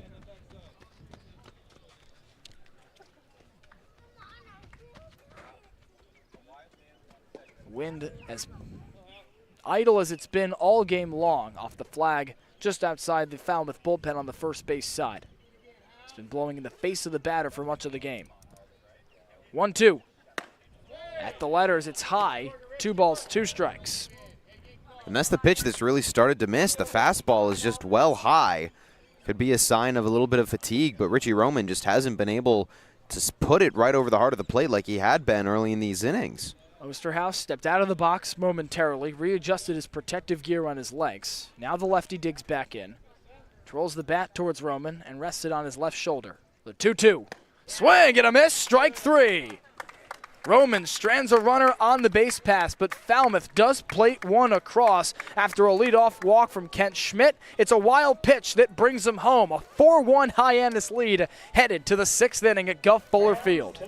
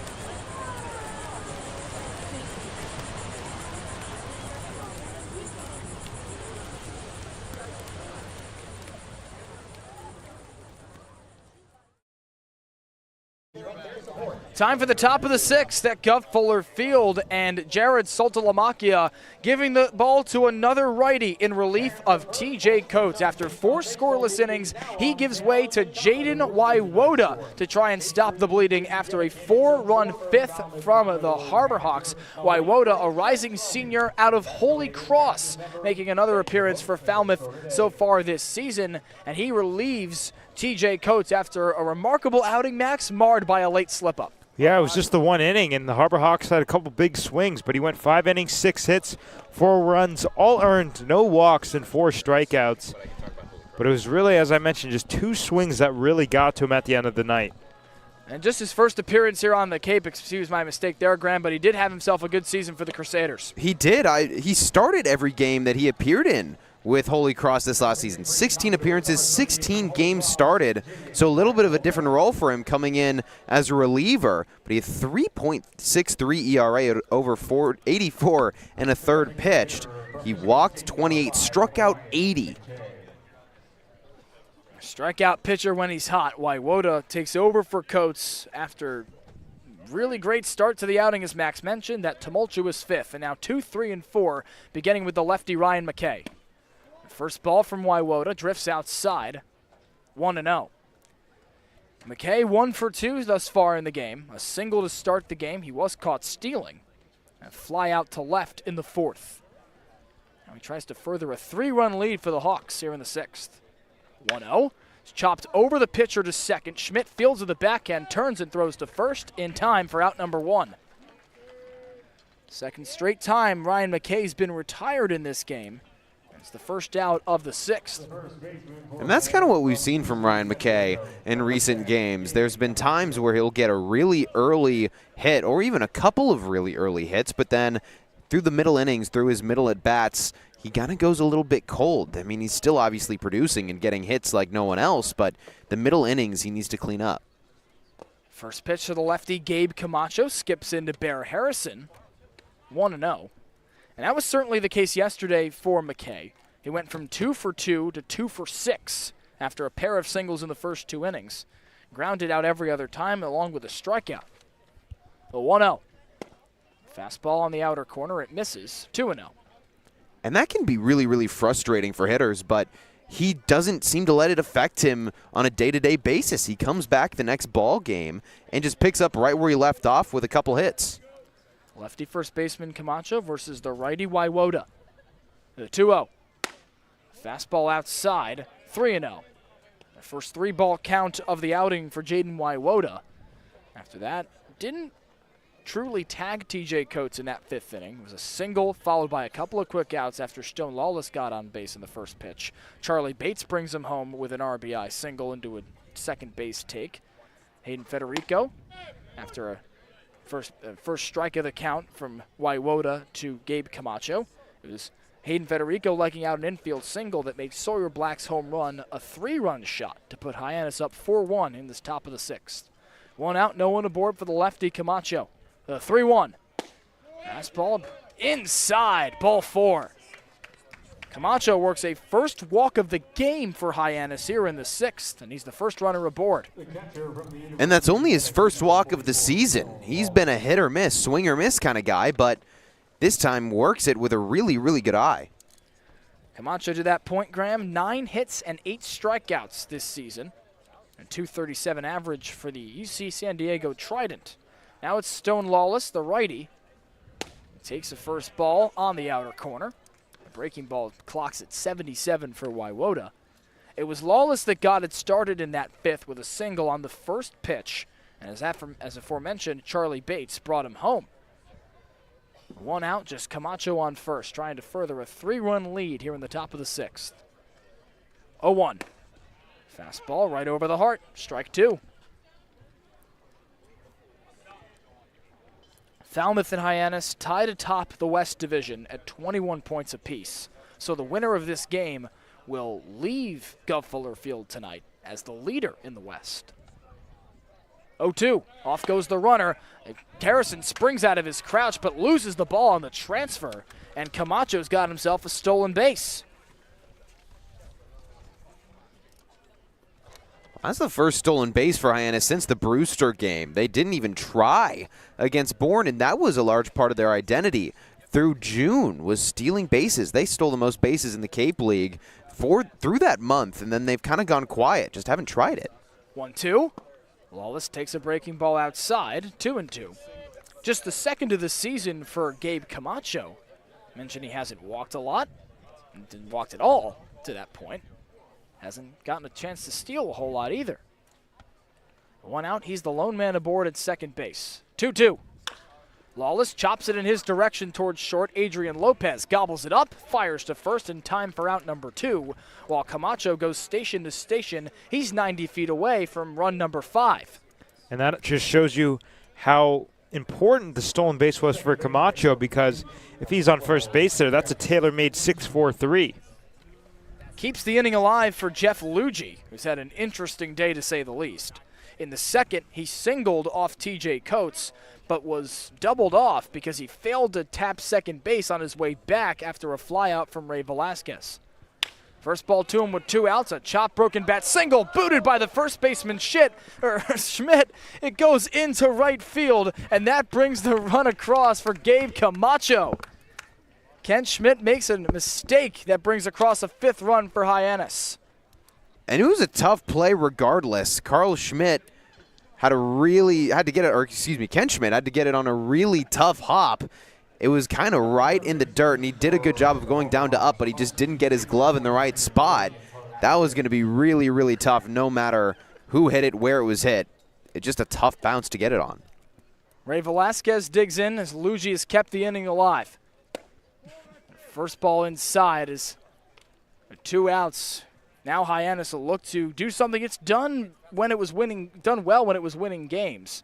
The 2-out rallies seem to be a thing of the past in the last week. Righty on righty, 1-0. Breaking ball misses inside, 2-0. And that's the benefit of a walk, Graham. Gabe Camacho works a walk for the first time this season. Stolen base, plays a little small ball for the power hitter to get that 5th run across. A breath from Waiwoda, now the pitch. Roped foul down the third base line, 2-1. And that's what Hyannis' opponents have really been doing as of late. Hyannis hasn't been able to do it as much. Whenever they walk, they've had a tough time taking advantage of it. But Gabe Camacho did a really good job there of just kind of crafting his way around the bases. Charlie Bates waits on deck. He's red hot entering this at-bat. 2-1. Off goes Luigi. Throw down from Harrison. Skips by. Off the catch. A late tag from the second baseman Carl Schmidt. 2-2 with a stolen base from Luigi.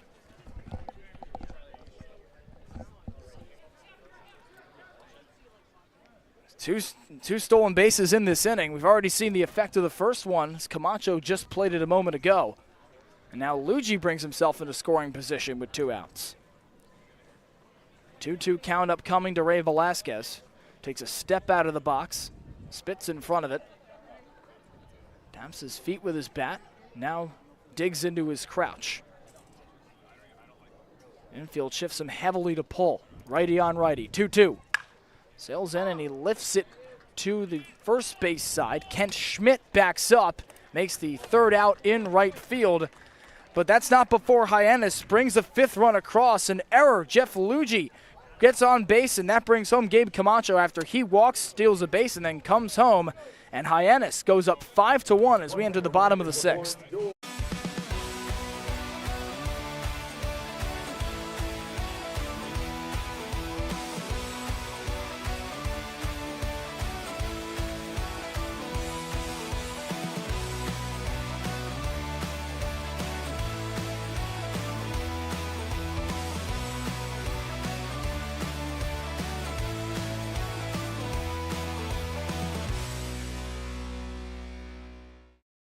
Owning a home means you can protect your family and put down roots in a community you care about.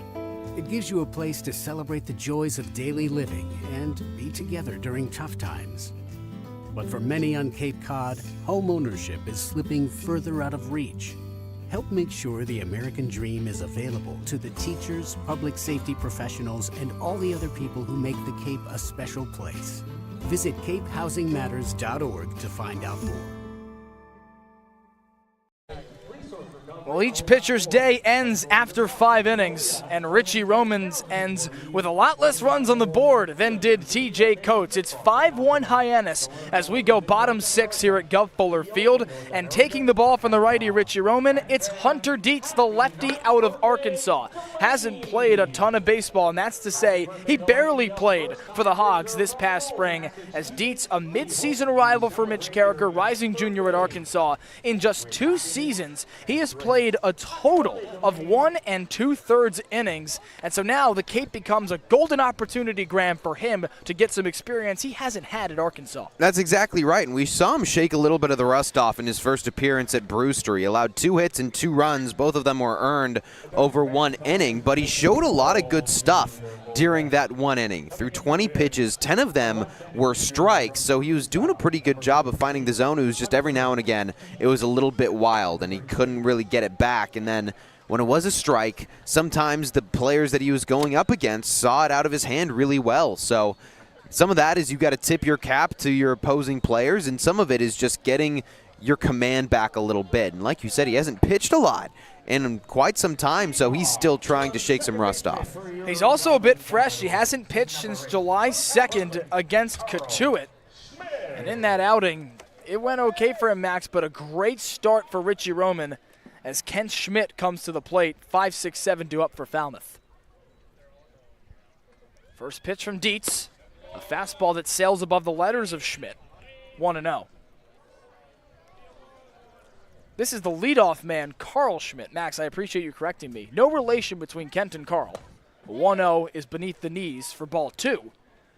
But Ken Schmidt batting 5th, playing first base. This is Carl Schmidt, the second baseman, leading off tonight for the Commodores. 1-0 inside. Carl Schmidt dodges out of the way. 3-0 quickly. The leadoff man digs in for a 3rd time tonight. A strikeout in his last at-bat. And 3-0 deal is on the inner corner for a strike. Dietz works quickly. A breath, now the deal. 3-1 is ripped past a diving Bates into left field.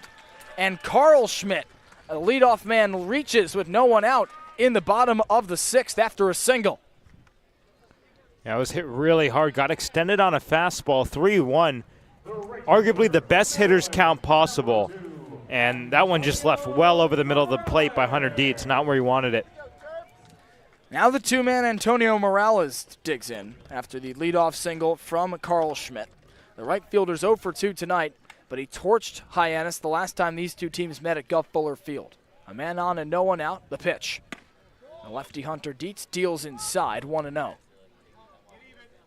Morales with 3 hits and 2 walks in that game, a 5-2 Hyannis win on June 24th. First of 2 wins against the Commodores this year for the Hawks. Dietz looks at first, now the 1-0. Fastball drifts inside, Morales barely moves, 2-0. Well, he fell behind 3-0 to the first guy, now back 2-0. Not good if you're Mitch Carricker. That's just after 3 3-ball counts for Richie Roman. 2-0. It is a strike on the inside half, 2-1. And 2 of those 3-ball counts, Max, were full counts, and he only surrendered 1 walk. Carl Schmidt leads off of first. Lefty Morales at the plate, the lefty Dietz atop the bump. The 2-1. It's lifted foul down the third base line. Sawyer Black making the run, and he watches it drop out of play. A long strike 2. Falmouth down 5-1, bottom 6. After Hyannis has scored in each of its last 2 frames. Falmouth looking to make that streak true for it as well, with a run coming across in the 5th. Now a 2-2 upcoming to Antonio Morales. The lefty digs in, the lefty Dietz. First looks at first base. Now indeed checks up on Carl Schmidt. Dives back in safely. A bit of sunlight peering through on the third base side for the first time all day as the gray clouds seem to be moving away from Gov Fuller Field. Dark rain looks like it's coming over there as the light's fully on here in Falmouth. Stay off the warning track, the grapple warning track at all times. That would be greatly appreciated. Thank you. Fans, please remove yourself from the warning track. Morales digs in after the brief stoppage. A man on and no one out. And Dietz steps off momentarily. You can ask that you remove yourself from the warning track on the in and out fields. Thank you. Some Falmouth coaches trying to move the fans that are standing by the right field foul pole away from that spot in an effort to resume the game. After the stoppage, Dietz comes set. 2-2. Ripped foul into the backstop. Fans, please stay off the gravel. Thank you. The infield shifts the lefty Morales slightly to pull, with the third baseman Morales shaded slightly towards short. And the shortstop Charlie Bates with his heels on the outfield grass on the right corner of the bag. No outs, one on the pitch. A breaking ball on the check swing appeal. He did not go around. And a full count to Antonio Morales. It's now back-to-back 3-ball counts. And that's a really tough workload to put on yourself. Dietz looking to avoid a second walk of the game for Hyannis after the Hawks walked 10 a night ago against Bourne. Lefty on lefty, 3-2. Lifted in the air, high into center field. Hayden Federico barely moves for out number 1. And Hunter Dietz comes out on the right end of a second 3-ball count, Max. Yeah, he does, and first time it was a hard-hit single. It's going to be important for him to stay in the zone early because the more you fall behind, the more you're going to have to gift them a pitch over the plate, in which we saw with Carl Schmidt. Doesn't always go well. The shortstop Adrian Lopez digs in. He's got one of 3 hits today for Falmouth, and that came in the first inning off Richie Roman. Struck out after that. A righty out of USC. This is the lefty from Arkansas, Hunter Dietz. First pitch, skips into Stone Lawless. He loses the mask as off goes Carl Schmidt, and the runner takes second. We'll see what the ruling is, either assuming a wild pitch, given that it skipped into Stone Lawless. But regardless, a runner in scoring position for Falmouth with 1 out. Those are the mistakes that have been costly. I mean, Morales or Dietz did a really good job of bouncing back against Morales, but 1 pitch and there's a runner in scoring position. Lefty on righty, 1-0. Ripped over the head of second baseman Luigi into the right center field alley. Federico covers in center, and Schmidt jogs in for another run for Falmouth as Lopez slides into second base with a 1-out RBI double. 5-2 the new score as Falmouth has plated a run in each of the last 2 frames. And now in every appearance, Hunter Dietz has allowed at least 1 earned run. It was 5 against Katuitt, 2 against Brewster.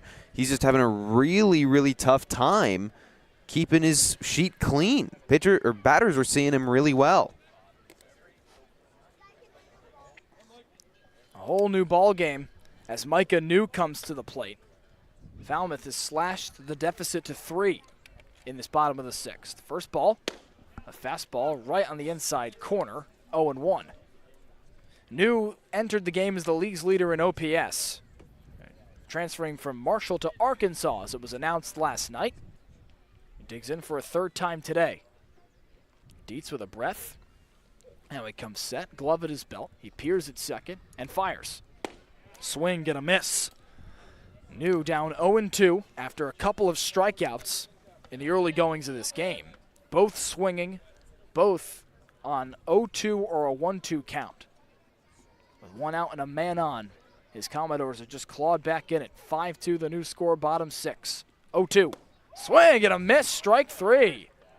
New down swinging for the 3rd at bat in a row. And that's the 2nd out of the bottom of the 6th. Well, it's good to see him changing speeds. He read the swing on the pitch before where he pulled the string, goes back to the soft stuff, and that's good recognition. You got to see what's working.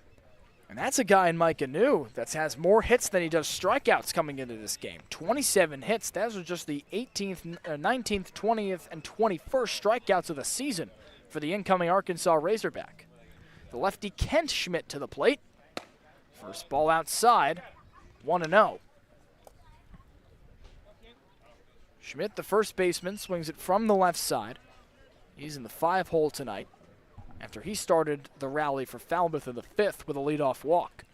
He's got a man on second and 2 outs here in the bottom of the 6th. 5-2 Hyannis. 1-0. Breaking ball misses low and away. 2-0.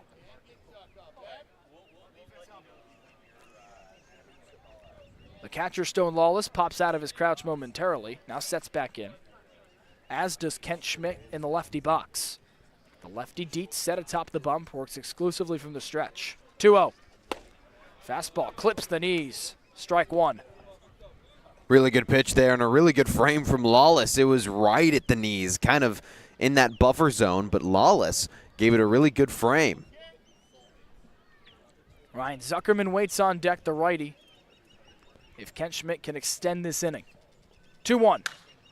Ripped into left center field. Sawyer Black backs to the track and makes out number 3 as Hunter Dietz does allow a run to come across, but he strands Adrian Lopez at second base with a couple of flyouts flanking a strikeout. We head to the top of the 7th here at Gov Fuller Field in Falmouth. The Hawks lead the Commodores 5-2. Here at the Mass State Lottery, we know there's no bigger win than the $1 billion we provide each year to support all 351 cities and towns in Massachusetts. Now that's how we all win. The Mass State Lottery. Welcome to the state of winning. This week we've been working a lot with doing play-by-plays, just doing behind-the-scenes stuff with sports broadcasting, which I never really realized how much went into it, but it's been really cool. They've grown a lot. I've never really done like a program like this before, so like seeing all the behind the scenes has like really grown.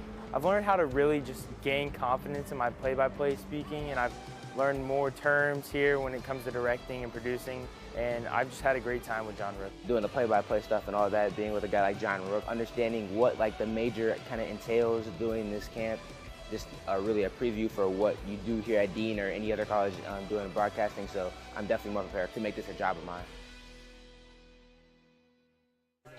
Time for the top of the 7th at Gov Fuller Field. Each of these teams, after 4 scoreless frames, are trading scoring frames with each other. It was a crooked number in the 5th for Hyannis with a 4 spot, and then 1's on the board after that as Falmouth just scraped across another to close that deficit to 3. 5-2 Hyannis entering the 7th. It's Jaden Waiwoda in relief of TJ Coates, out for his 2nd inning of work to face 6, 7, and 8, or rather 7, 8, and 9 due up for Hyannis after Ray Velasquez, the 6th hole, ended the 6th inning with a flyout. And Hyannis looking to get a run for the 3rd consecutive frame against the Commodores. Giovanni Collada with Max Schwartzberg and Graham Nash on the Harbor Hawks Baseball Network. Game 21 of the Cape Cod Baseball League Summer pits the 2 top teams in the West Division tied at 21 points. The winner of tonight's game will leave the solo leader in the West. The righty Waiwoda versus the lefty Bates. First pitch breaking ball, misses the outer corner, 1-0. Well, Bates has had himself a night after a difficult stretch entering this week. 1-0, skips to the backstop, 2-0. Bates takes a lap around the lefty box. Bates has got himself a single in this game, stretched to a double that drove home Stone Lawless in Hyannis' 4 spot in the 5th. And Bates at one point was 1 of 19 with 19 Ks on the season. 2-0. A breaking ball misses the outer half. 3-0. It all started to turn around for Bates on Sunday against Brewster when he roped an RBI triple down the 3rd base line, rather the 1st base line, in the 5th. 3-0. Outside, and he works a 4-pitch walk here. And Max, it just feels like he's seeing the baseball better since after that 3-hit night yesterday against Bourne. Every time you break out of a slump, you just feel like you're more comfortable in the batter's box. And Charlie Bates, case in point, he's now starting a new hot streak. He said a few innings ago, Max, that he's just got his swagger back, and that is an apt description of Bates' newfound attitude given his hot stretch of hitting after the slump. Hayden Federico, the switch-hitting center fielder, digs in for a 3rd time. For a 3rd time in a row, he'll bat from the left side, as it's been all righties in this game for Falmouth. So TJ Coates goes 5 innings and surrenders 4 earned runs. Charlie Bates leads off of first with no one out in the top of the 7th. It's a 5-2 Hyannis lead over Falmouth. Federico is 1 for 2 today with a single in the 5th. And flew out in the 3rd.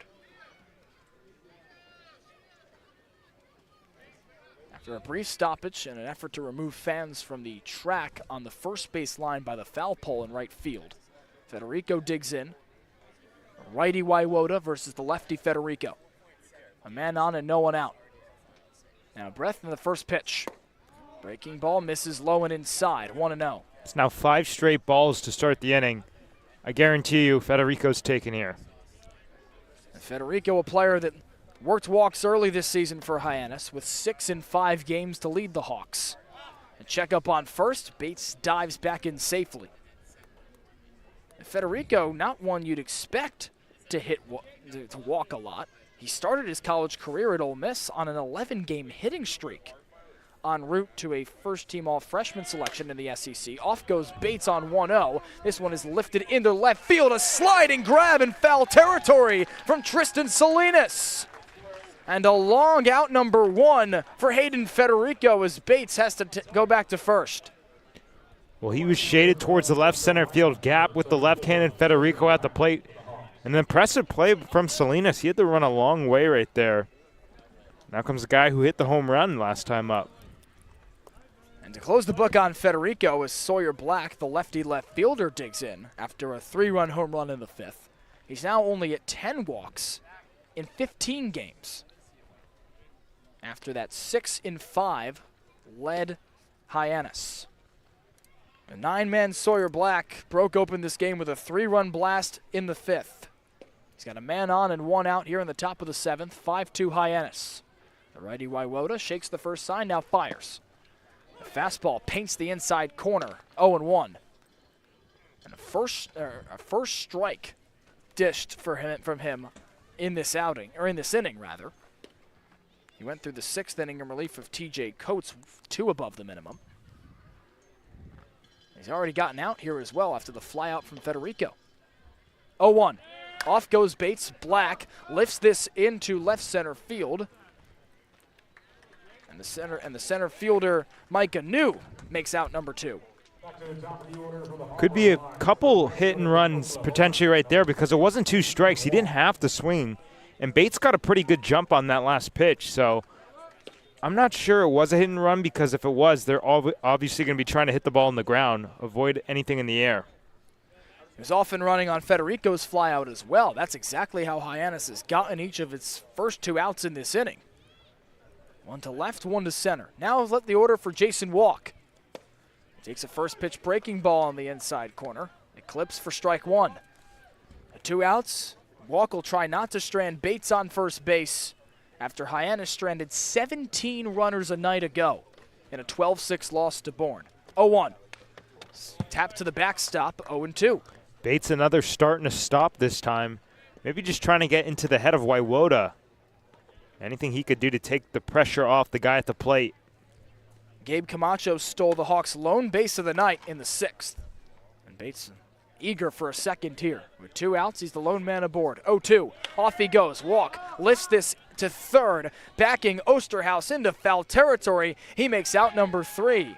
Charlie Bates was off and running all 3 times, but all 3 batters after his leadoff walk fly out. And Jaden Waiwota faces 1 above the minimum in the 7th to keep this a 5-2 game. Stretch up on the Harbor Hawks Baseball Network. We're in the bottom of the 7th.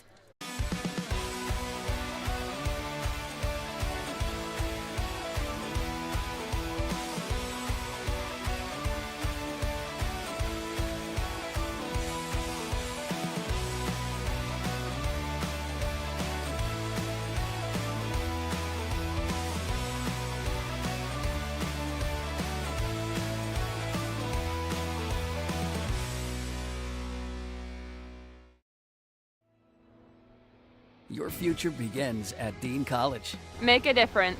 Leave your mark. Break the mold. Be a leader. Achieve unimagined heights. Believe in yourself. Make lifelong friends. This is your time. Your place. Your home. Your Dean.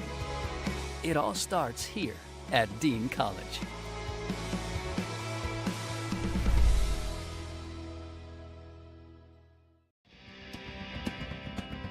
you need to dig, lift, move, grade, clear, or cut, pump, weld, clean, light, and just about anything else, dial up the rental source for the newest and the most reliable equipment in New England. Staffed with equipment and construction experts, Milton Rents, your local source.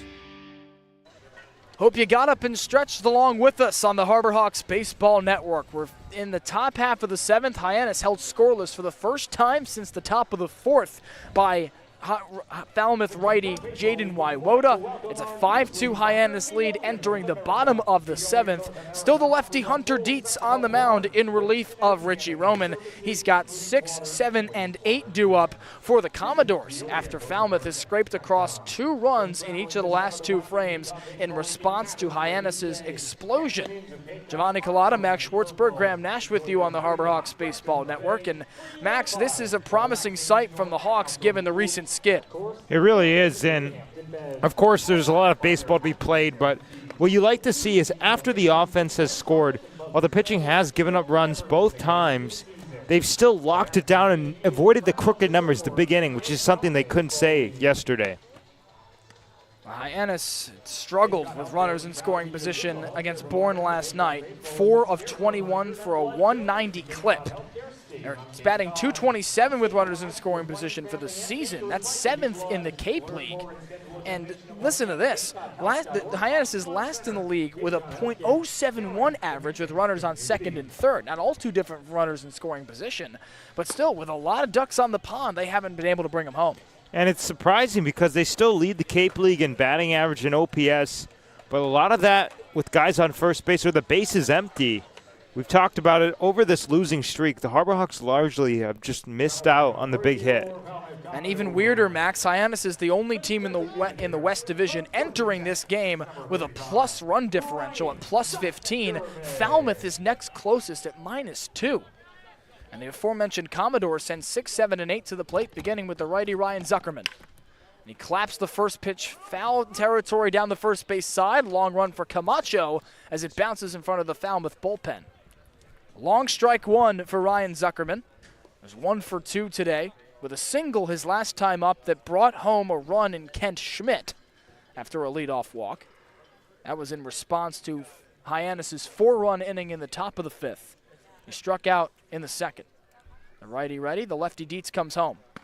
And a fastball sails away from the zone, 1-1. Nobody out, nobody on. Bottom 7, it's 5-2 Hyannis. Looking to take 3 of the first 3 from Falmouth. A breaking ball dots the inside corner, 1-2. Curveball, some 12-6 action. Hunter Dietz takes a breath. He works from the windup. 1-2. It skips into Lawless. A hard bounce off his chest pad. 2 balls, 2 strikes. Tried to double up on him. He started the last pitch high. It went down the middle. This one he starts down the plate. It goes in the dirt. So a really nice take from Ryan Zuckerman. A risky decision to a righty power hitter in Zuckerman. 2-2. Low breaking ball and a take from Zuckerman and a full count. How about tripling up on it? Well, it worked for Dietz in the 6th after he allowed a single and a double. 3-2. Swing and a miss, strike 3. He dials back up the heat at 93 miles per hour. The fastball gives him strikeout number 2 of this outing and the first out of the bottom of the 7th. That's now 8 strikeouts through 6 1/3 for Hyannis. And those numbers creep up. We talked about it earlier in the game. They didn't have that high of a margin, but now they're kind of piling them up. And the breaking ball to close that point, Max, gave him the strikeout of New and the fly out for Schmidt. First pitch to Bear Harrison drifts outside, 1-0. That fastball resting at 93-94. The last one was just 93. Harrison out of Texas A&M has flown out both times he's come to the plate tonight. The 1-0. Breaking ball sails in but misses the inside corner, 2-0. 1 out, no one aboard for the righty Harrison batting 7th. It's a 5-2 Hyannis lead in the bottom of the 7th inning. Trying to take all 3 games to start this season from Falmouth. 2-0. Swing and a miss. And Harrison with a healthy cut there. He's known for his power. batting just .209 this season with 2 home runs on 9 hits. It's really hit or miss for Bear Harrison. 2-1. Sails above the letters, 3-1. Dietz, a quick worker, comes set to 5 to 7 seconds after receiving the baseball. Still plenty of time on the pitch clock. As he comes set, there's 16 on it now. He works from the windup, mid at his chest. He kicks and throws. Harrison chops this towards third. Velasquez on the transfer, boots it into left field. Harrison pumps the brakes at first base, and he is aboard after the flub from Ray Velasquez at third. Just not a good thing to see, especially after 4 errors in yesterday's game for Hyannis. And they had 4 the game before against Brewster. So that's now 9 errors over the past 3 games and counting. Just hasn't been clean for Hyannis. So after the strikeout, now some ducks on the pond for Falmouth against Hunter Dietz. Here's the 8-hole Tristan Salinas. First pitch fastball misses inside. 1-0. And Dietz just consistently falls behind, and that's kind of that mindset. You have to dig yourself out of a hole. It's not easy. Still no score officially on the Velasquez play. 1-0 is roped into left field. It drops in front of Sawyer Black for a base hit. They'll go station to station. Bear Harrison's in scoring position as Tristan Salinas ropes a single.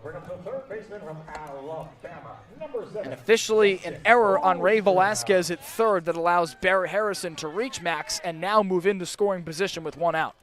Yeah, and it only magnifies it because you could have 2 outs and a man on after the single. Hawks looking for some 4-6-3. 9-hole Justin Osterhaus to the plate. Lefty on lefty matchup. Dietz shakes his first sign. Now comes set and fires. Breaking balls, drifts inside, 1-0.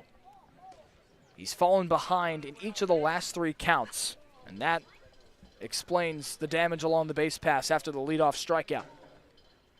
2 on, 1 out, the pitch. Ripped into left. Black with a long run. It drops in front of him. Bear Harrison gets the stop sign at third. They'll go station to station once more, and the Commodores have him loaded in the 7th with 1 gone. And this is the product of what happens when you consistently fall behind accounts. As we see the pitch come in on our stat track, it's right down the middle. And Hunter Dietz needs to lock in on the start of the at-bats.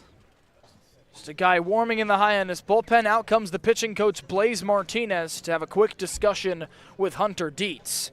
Back-to-back singles into left field from Tristan Salinas and Justin Osterhaus follow the reach on an error from Bear Harrison, Max, that changed the complexion of this inning after the opening strikeout of Ryan Zuckerman. And we saw this a little bit yesterday, the E6 at shortstop in that 3rd inning for Bourne. And it kind of takes you out of your rhythm, and while a lot can be said about the air, Hunter Dietz also just struggling to find the zone early in at-bats, and that's one of the bigger reasons why they're able to hit him. It'll be the leadoff man coming to the plate for a 4th time in Carl Schmidt.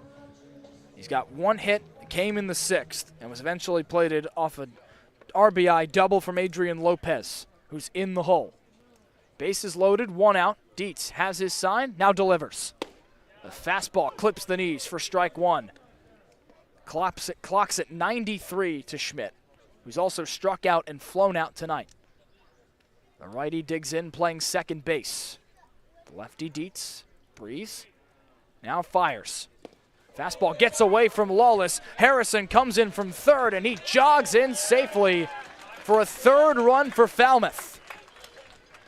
Salinas goes to third, Osterhaus to second, and it's another wild pitch to score a run for the Harbor Hawks. Now the 2nd of the night, Max, and still 1 out. Yeah, and there was 3 wild pitches yesterday as well. 5-3 Hyannis lead in the bottom of the 7th, still comfortable, but creeping up. 1-1 dish to Carl Schmidt, low and inside, 2-1. Hunter Dietz has faced damage this season for Hyannis. It's really the only thing you can look at. 2-1, sorted back to the backstop, 2-2. And now there's no ground ball double play option either because the run is advancing on that wild pitch. Dietz has played in an inning and 2/3 in his entire career for the Arkansas Razorbacks. 2-2. Breaking ball loops in for strike 3. He freezes Carl Schmidt, and Dietz is a strike away from avoiding more danger. That's a huge strikeout. 2 outs now, and you can feel the confidence go back to Hunter Dietz. And this is a big pitch coming up. He needs to jump ahead of Antonio Morales, who's had a lot of success against Hyannis this summer. And first game he played on June 24th. 3 for 3 with 2 walks. First pitch to him. The fastball sails above his letters. 1-0. Still 2 on with 2 out in the bottom of the 7th. After singles from Salinas and Osterhaus, the former's at third, the latter is at second. 1-0. Skips into Lawless, a key block from the battery as he drops the mask and recovers the ball by the lefty box. It keeps both runners at bay, but it is 2-0. Yeah, there's a catcher run saved. There's just not a lot of room for error against a team like Falmouth, a red-hot team. Falmouth has scored 2 of its 3 runs on wild pitches tonight. The lefty Morales digs in. The lefty Dietz set atop the bump. He deals. Another fastball that drifts high, 3-0. We saw Jaden Wykota go into early 3-ball counts in that inning for Falmouth. 3-0. A fastball on the lower corner for a strike. And Hunter Dietz has worked himself into his first 3-0 count of this outing. And now is beginning to work out of it with a strike. He comes set from the windup. 2 on, 2 out. Bottom 7, a 5-3 Hyannis lead. The 3-1. Breaking ball gets away from Lawless. He doesn't know where it is. Here comes Salinas from third, and he scampers across, and it's a 1-run game in the bottom of the 7th. Just like that, more free passes continue to plague Hyannis. 5-4, the Harbor Hawks lead. Yeah, that's a pass ball. We've seen Lawless honestly struggle with a couple pitches behind the plate, and just the mistakes magnified for Hyannis. And it would be a real shame if they can't hold this one out after they started out so strong. And that'll bring an end to the day for Hunter Dietz as Mitch Carricker trots out to the mound and takes the ball from his lefty middle reliever. With 2 outs and still 1 man on and Justin Osterhaus on second, a wild pitch and a passed ball have cut this to a 1-run game in the bottom half of the 7th. We'll meet the new pitcher after this short break. If you can dream it, if you can cruise in it, if you can summer in it, fish from it, or take it for a day at the beach, we can protect it. The Baldwin Group, protecting the possible. Hasn't been a ton of training when it comes to bat speed or products for players to be able to train bat speed.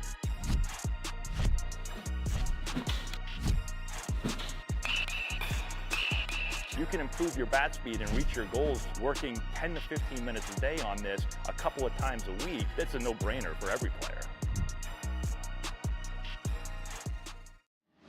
Cape Cod 5 is proud to be the official banking partner of the Cape Cod Baseball League. Cape Cod 5 offers a broad range of financial products and services tailored for every stage in your financial journey. Reach out to us. We're here to help.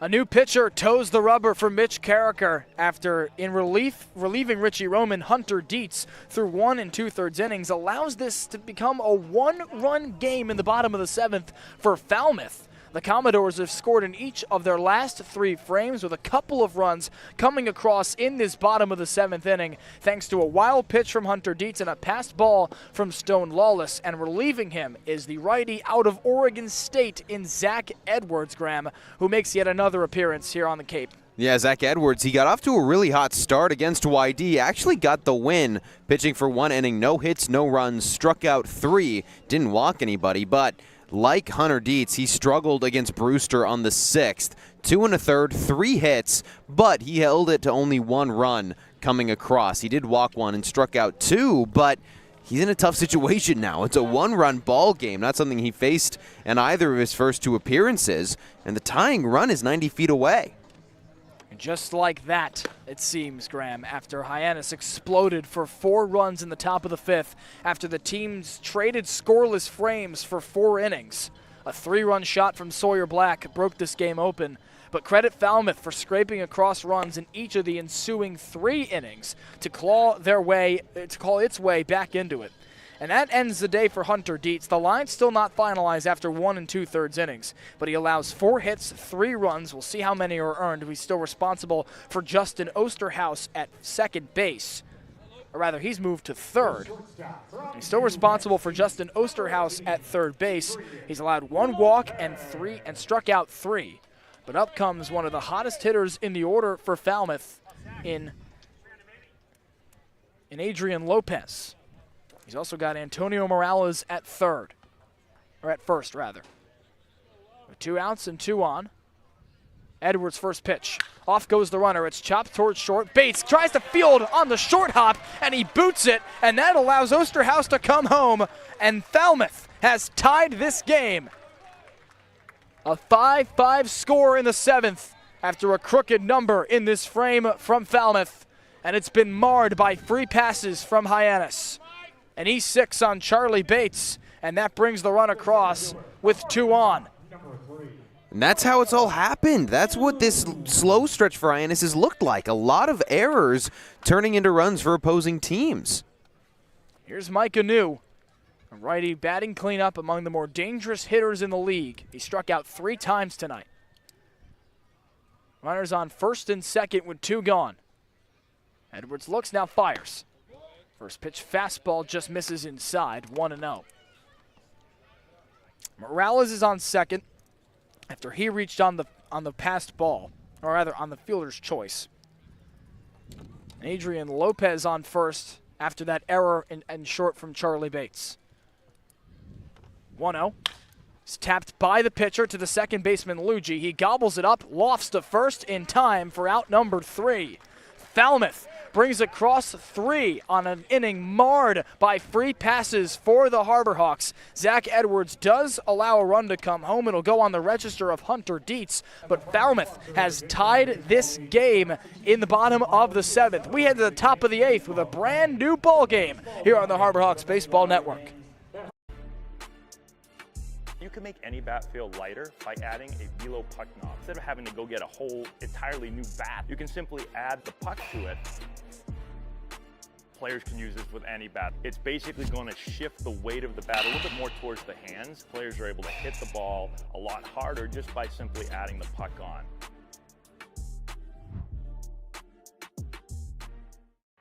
Here at the Mass State Lottery, we're known for our monster wins. But there's no bigger win than the $1 billion we provide each year to support all 351 cities and towns in Massachusetts. In our game, we know that supporting local businesses and helping communities is how we all win. Because at the lottery, we're all playing for the home team. The Mass State Lottery. Welcome to the state of winning. Well, a back-and-forth affair at Gov Fuller Field continues to spice up. This game has been flipped on its head once again. It's this time the Falmouth Commodores surging all the way back from a 4-0 deficit entering the bottom of the 5th. They've plated runs in each of the 3 ensuing frames to tie this game at 5. And now 2, 3, and 4 due up in the top of the 8th for Hyannis in an effort to regain the lead, Graham, after Hyannis dishes out free passes left and right in that bottom of the 7th. Yeah, the free passes, they're killer. That's what's given Falmouth and so many other teams in the month of July a chance at this second life. And now Hyannis has got to try to find momentum after Waiwoda has done a pretty good job, especially back in the 7th. Allowed a leadoff walk to Charlie Bates, but then got 3 really quick outs. And Ryan McKay leading off, he led off this ball game for himself with a single, but has gone hitless since then. So we come back to the conversation we had earlier. He's got to find a way to get on base. Righty Waiwoda, the lefty McKay. And a first pitch swing, foul territory, third base side. The third baseman Osterhaus watches it fly out of play. A long first strike for Ryan McKay, who comes to the plate for a 4th time tonight. After a first inning single, he's flown out and grounded out to continue a theme for him of hot starts and fizzling finishes. Nobody out, nobody on for the Michigan State Spartan Rising Junior. Righty Jaden Waiwoda toes the rubber, dealing exclusively from the stretch. His 0-1. Golfed into right field. Antonio Morales to the track at the wall. He makes the grab as he loses the hat. A long out number 1 for Ryan McKay to start the 8th. It was a really good swing, just had to golf it out a little too much. Like you said, it was well low in the zone, a breaking ball, and Ryan McKay, he just got the launch angle a little bit too high. Max loves those numbers. That one would be well above the 29.6 that it needs to get over the yard in that line drive fly ball mix. Now another lefty in Gabe Camacho comes up after a walk last inning. He was plated on an error that allowed Jeff Lugie to reach. And he takes a first pitch inside, but it clips the zone for strike 1. Camacho worked his first walk of the season back in the 6th, stole just his second base, and advanced on a ground ball from Lawless. He takes a second ball low and inside. This one, a no-doubt ball, 1-1. So Camacho even changing his play style to get runs across for Hyannis.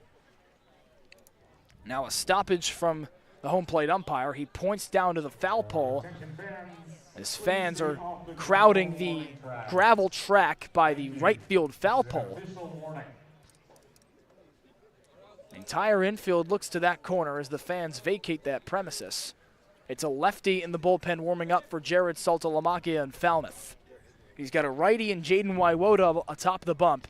At relief, TJ Coates after 5 innings. He takes a breath. From the stretch, he deals the 1-1. Camacho rips this into center field. Long run for New, and it drops in front of him. Camacho was reached in each of his last 2 at-bats. This is first hit of the game in the 8th with 1 out. And a really, really good piece of hitting there for Gabe Camacho. Takes it right back up the middle, extends a hit streak to 3 straight for the left-hander. He's been really finding momentum. He had a really quick start, back-to-back ball games with hits, but then kind of was back and forth. Just couldn't find a groove after those first 2 games. 1 on, 1 out for the catcher, Stone Lawless. First pitch. Breaking ball misses the outer corner, 1-0. It was Lawless that got the scoring started in this game with a leadoff first pitch single in the 5th.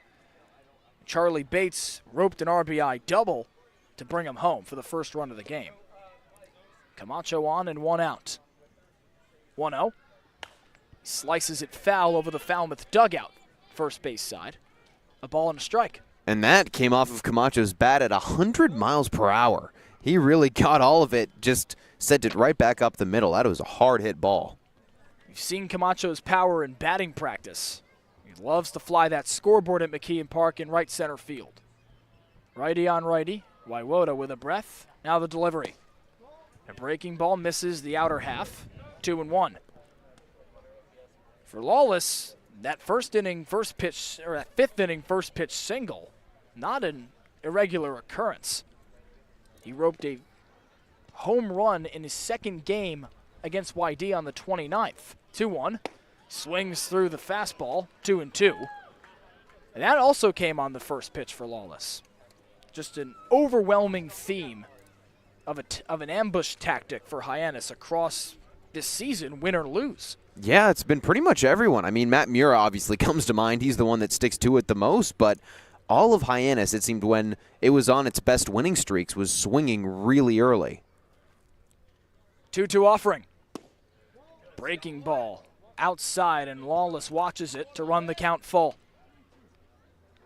It's the top of the 8th and a 5-5 ball game after Falmouth scratched across 3 in the bottom of the 7th, all due to free passes. Camacho on first and 1 out. 3-2. He ropes it into left field. It drops on a short hop into the grass. It's in front of the left fielder, Tristan Salinas. They'll go station to station and Gabe Camacho to second, and Stone Lawless chugs into first with back-to-back singles. And a really good patient swing there. Came in much slower than the other pitches that he saw, around 76 miles per hour. He went with the curveball, and Lawless just stayed patient. He stayed with his weight on his back foot, knew and saw early that it was coming in slower, so he didn't shift his weight. That allowed him to stay back, swing really cleanly, and stay on top of the ball instead of popping it up, and he drove it right into that left field gap. And out comes Jared Saltalamacchia. He walked to the mound and took the ball from Jaden Waiwoda. After 2 1/3, he'll give way to a new arm. It's a lefty to toe the rubber for Falmouth in a 5-5 ball game in the top of the 8th with 1 out and 2 on. We'll see who the new arm is on the other side of this break. Get ready for big results with our small machines. With more power, performance, comfort, and savings. They're ready for every job. And we're ready with plenty of inventory, the best support in the business, same-day parts availability, and locations across the Northeast. So you can always be ready to work. Milton Cat, always ready.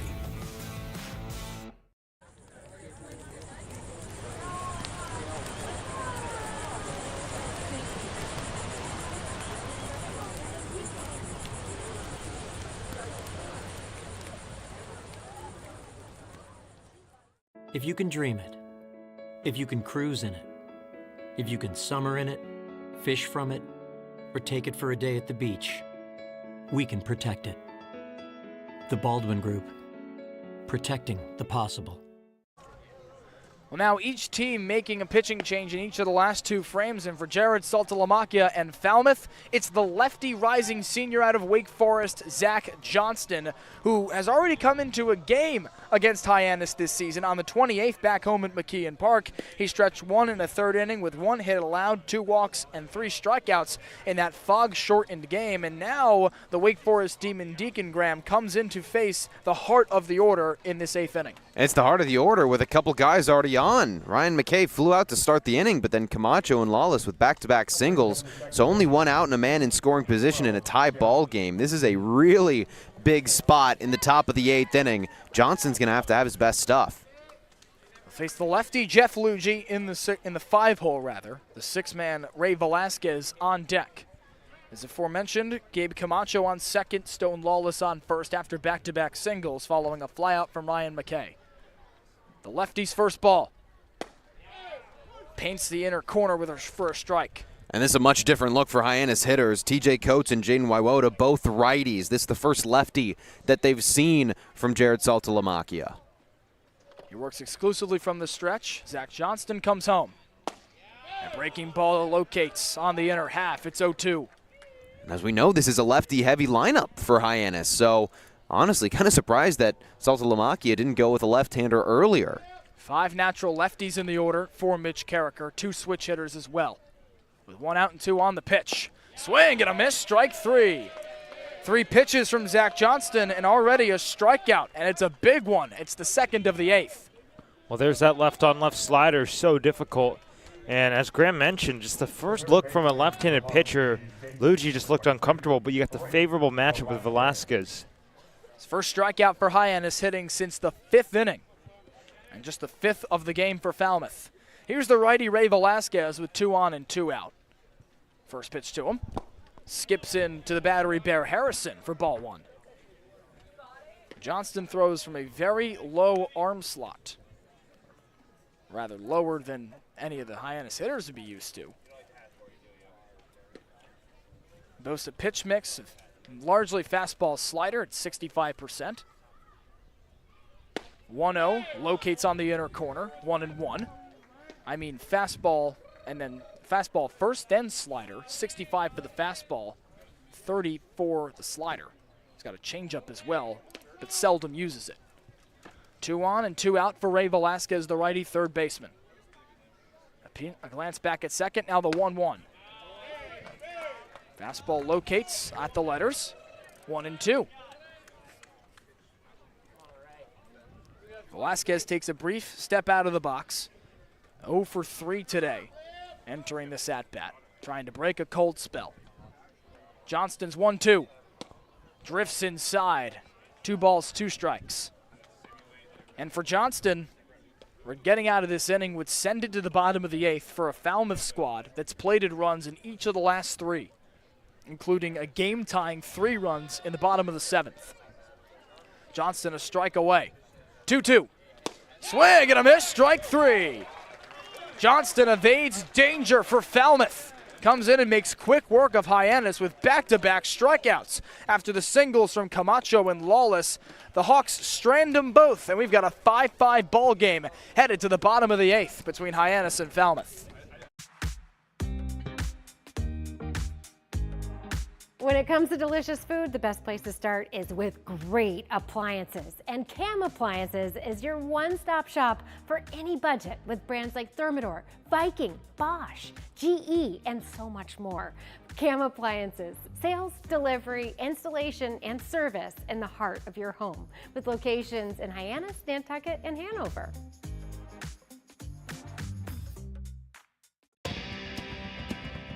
If you need to dig, lift, move, grade, clear, or cut, pump, weld, clean, light, and just about anything else, dial up the rental source for the newest and the most reliable equipment in New England. Staffed with equipment and construction experts, Milton Rents, your local source. Just 6 outs remain for Falmouth after the Commodores have surged back into this game after falling down by 4. The Commodores have plated runs in each of the last 3 frames, including a game-tying 3 in the bottom of the 7th off free passes left and right from Hyannis. In this matchup of the 2 teams tied atop the West Division, it's a 5-5 ball game. The righty Zach Edwards back atop the bump for Mitch Carricker and the Harbor Hawks after he relieved Hunter Dietz of 1 2/3 innings of work. His line finalized at 4 runs allowed in this game, and Falmouth sends 5, 6, and 7 to the dish to try and take its first lead of the night. 8 hits for Hyannis, just 6 for Falmouth, but the decisive number thus far, 2 errors for the Harbor Hawks. Now the 5th straight game with multiple errors for Hyannis. Righty on lefty, the pitch. And a first pitch fastball locates for a strike. And on top of the errors, 3 wild pitches and a pass ball. The pitching just has really struggled to keep it clean, which is exactly what Richie Roman gave them to start the ball game. That's why they were thriving. 0-1. And Schmidt takes a fastball outside, 1-1.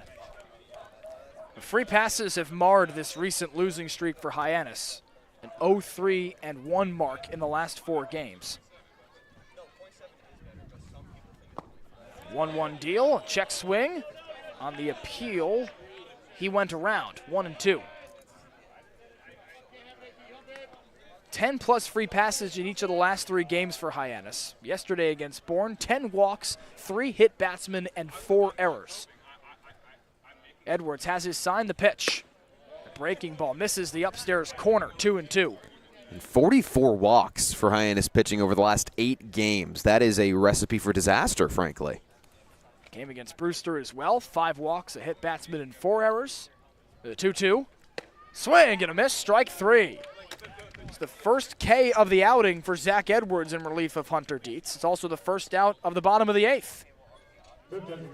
And just like that, Max, it's the 10th K of the evening for Hyannis. It is, but it also exposes the other part of the tale. 10 strikeouts, but there's still the 5-5 tie, which shows how costly the free passes have been. The righty Ryan Zuckerman. And the DH takes a first pitch breaking ball on the inner corner. 1 out, no one aboard for Ryan Zuckerman. Just 1 hit in this game and a couple of strikeouts. 0-1. Swing and a miss. And he's on the fast track to another here. 0-2. 10 pitches from Edwards. 7 of them have been strikes. He's just trying to make quick work of this order. And so far, he's done a pretty good job. The righty digs back in. A 5-5 ball game in the bottom of the 8th with 1 out and no one on. 0-2. Swing and a miss. Strike 3. 6 pitches and 2 strikeouts in the bottom of the 8th for Zach Edwards. Well, this is the clean baseball that Hyannis had through those first 4 innings that kind of just disappeared from innings 5 through 7. A lot of 3 up, 3 downs for Richie Roman. Looks like 3 exactly with a combined 4 strikeouts. And Hunter Dietz just had a tough time keeping that going. The powerful righty Bear Harrison takes a first pitch fastball on the inner corner, 1-0. Harrison's 0 for 2 today. He reached on an error in the 7th and was plated on a wild pitch. Batting a shade over 200 at 209. 1-0. Is ripped into left field. It drops in front of Sawyer Black, and it's a 2-out single for Bear Harrison. The catcher chugs into first base, looking to spark the 2-out rally for Falmouth. And the go-ahead run is aboard with 2 outs in the 8th. We just left that one right over the heart of the plate, and on the 1-0 fell behind. Bear Harrison, you mentioned the power. Just 9 hits this season, but 2 of them are home runs, and he's got 10 RBIs. And now he's on first base. Edwards will check up on him there. Gets back in safely. With 2 outs, he's the lone man aboard for Tristan Salinas, coming off a single in the 7th that started the barrage for Falmouth to get back into this game. First pitch to him. Low and inside on the ball. Appeal to second base. He did not go around on the check swing. 1-0. Salinas was not a Falmouth Commodore until today, but he has played in the Cape Cod Baseball League. He was with Orleans since the beginning of the season, released on Monday. He signs with Falmouth today, and he's in the lineup. A 1-0 breaking ball, misses inside, 2-0. Salinas quickly adjusting to a new culture. Took him a couple at-bats, but he roped that single in the 7th, and a wild pitch brought him across after another single from Justin Osterhaus. 2-0. Breaking ball clips the outer corner, 2-1. 3 straight breaking balls to start this at-bat. The first 2 were frankly not very close to the zone, but that time pinpointed on the lower half. That's a really good pitch for Zach Edwards to find. Edwards now moves to the stretch from the windup. Glove at his belt for the Oklahoma State Cowboy. He fires a breaking ball low and at the knees of Salinas. 3-1. On the right-on-left matchup, it just seems like Edwards doesn't want to give him anything fast and straight to swing at. The infield and no doubles defense. The middle infielders with their heels on the outfield grass, while the corner infielders guard the lines. 2 outs, 1 on, 3-1. Fastball misses, and it's a walk for Zach Edwards. Just the 3rd of the game for Hyannis, and the 1st of the outing for Zach Edwards. Now there's 2 on with 2 out. Lefty out of Alabama, Justin Osterhaus. And Falmouth looking to flip the order for a 5th time in this game. Edwards can work himself out of the damage he's worked himself in. 5-5, bottom of the 8th. 2 outs, Bear Harrison on second, Tristan Salinas on first. And Justin Osterhaus to the plate for a 4th time after a single in the 7th. Edwards from the stretch has the glove at his belt. He peers at second and throws. First pitch fastball is a strike on the inner half. 0-1. Didn't throw a single fastball to Salinas, but goes to it straight away against Osterhaus. Different look, and I think the third baseman was kind of expecting something slower and breaking. Edwards nods for his sign, looks back at second, now delivers. Another fastball, this time it's ball 1 on the outside corner. Lights fully on at Gov Fuller Field. Despite gray skies, rain has yet to fall outside of pregame. Just a few droplets in batting practice. Righty Edwards, the lefty Osterhaus. 1-1. Lifted over our heads and foul, 1-2. Breaking ball from Edwards. Tried to loop into that outer corner, and Osterhaus just got a piece of it. Yeah, he's doing a really good job of mixing speeds up right now, and I think that's why Osterhaus was a little bit underneath it. He's having a hard time just getting his swing on track right now. The lefty tugs his jersey, digs back in. Osterhaus ready. 1-2. Fires outside, and Edwards has leveled the count. And a lot of these misses just aren't competitive, and especially when this is a game where there's not a lot of room for error. There's already been a lot of free passes. As it goes on, you're going to have to lock back in. Edwards with the longest hold of the at-bat. A tense breath, a glance back at second. He throws. Breaking ball just misses the knees, and Osterhaus runs the count full. And now the runners will be on the move with 2 outs. So something in the gap could score him from first base as well. With 2 outs and 2 on, Max, as you'd say, it's time to party. 3-2 upcoming to Justin Osterhaus. The righty Edwards fires. Swing and a miss. He clipped it, and no, he didn't. He didn't get a piece of it. Strike 3. Zach Edwards strikes out the side after Bear Harrison and Tristan Salinas work him to spark that beginning of the 2-out rally. He strands him with a strikeout of Osterhaus. Still a 5-5 ball game headed to the top of the 9th here at Gov Fuller Field. This week we've been working a lot with doing play-by-plays, just doing behind-the-scenes stuff with sports broadcasting, which I never really realized how much went into it, but it's been really cool. They've grown a lot. I've never really done like a program like this before, so like seeing all the behind the scenes, so like really grown. I've learned how to really just gain confidence in my play-by-play speaking, and I've learned more terms here when it comes to directing and producing, and I've just had a great time with John Rook. Doing the play-by-play stuff and all that, being with a guy like John Rook, understanding what like the major kind of entails doing this camp, just really a preview for what you do here at Dean or any other college doing broadcasting, so I'm definitely more prepared to make this a job of mine. Cape Cod 5 is proud to be the official banking partner of the Cape Cod Baseball League. Cape Cod 5 offers a broad range of financial products and services tailored for every stage in your financial journey. Reach out to us. We're here to help. Just one frame to go here at Gov Fuller Field, and it's Falmouth that has surged back with all the momentum in its favor, but each pitching staff delivers a scoreless frame for the first time since the 4th to keep this game between the first two teams in the West Division knotted at 5. Giovanni Collada with Graham Nash and Max Schwartzberg on the Harbor Hawks Baseball Network. It's 7-8-9 due to the dish for Hyannis to face off against the lefty in Zach Johnston, who worked his way out of some trouble after a flyout in his first batter, Ryan McKay. He strikes out Jeff Luigi and Ray Velasquez to end the 8th inning scoreless for a Hyannis team that's exploded for as many as 4 tonight. Now the lefty Charlie Bates digs in. He's had himself a nice day after a nice couple of days in a row.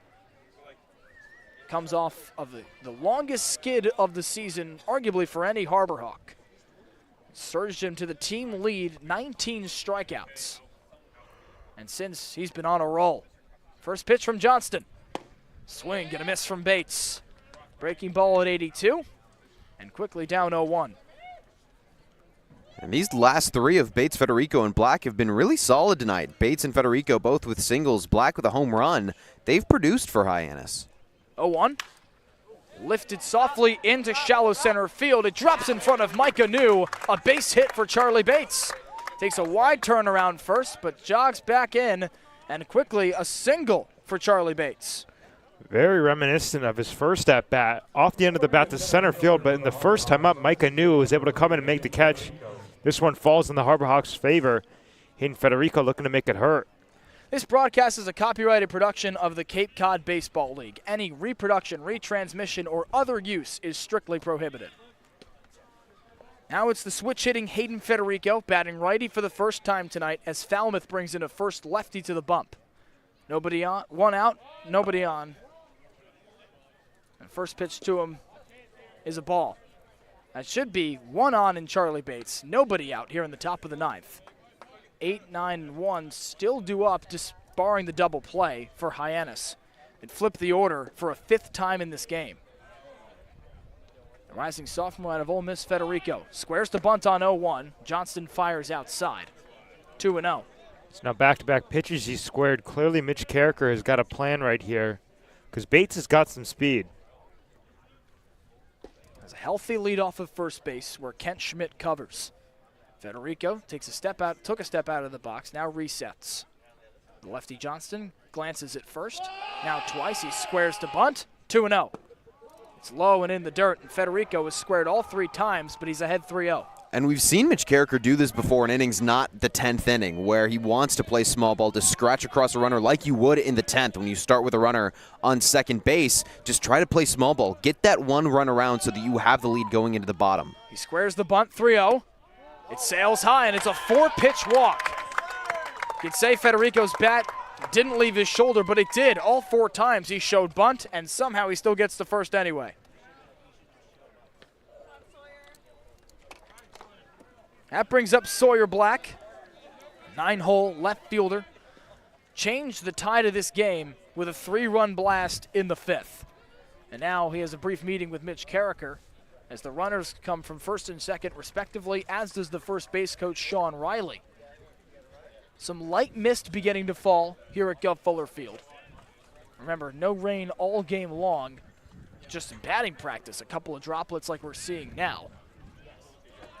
A full meeting between The batter, Sawyer Black. Both the runners, Hayden Federico and Charlie Bates. And Jason Walk, the man on deck. A 5-5 game, top of the ninth, nobody out. Falmouth has got its lefty, Zach Johnston, on the bump. First left-hander of the game for Jared Saltalamacchia, but a righty warms in the bullpen for the Commodores.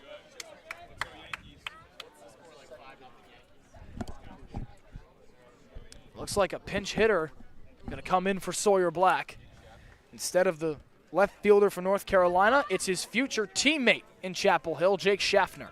And he's going to probably bunt here as well, because pinch hitting a lefty for a lefty means that you're putting in the lefty who's got better bunting skills.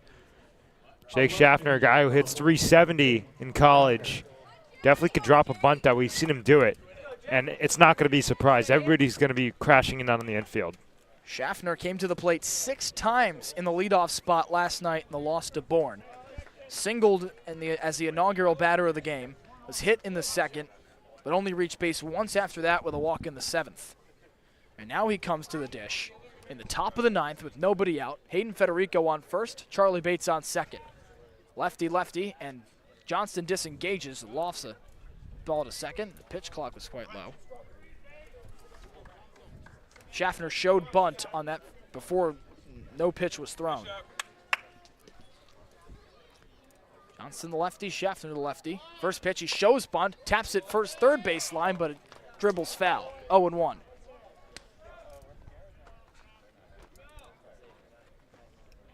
Schaffner's intentions are clear, as were Hayden Federico's.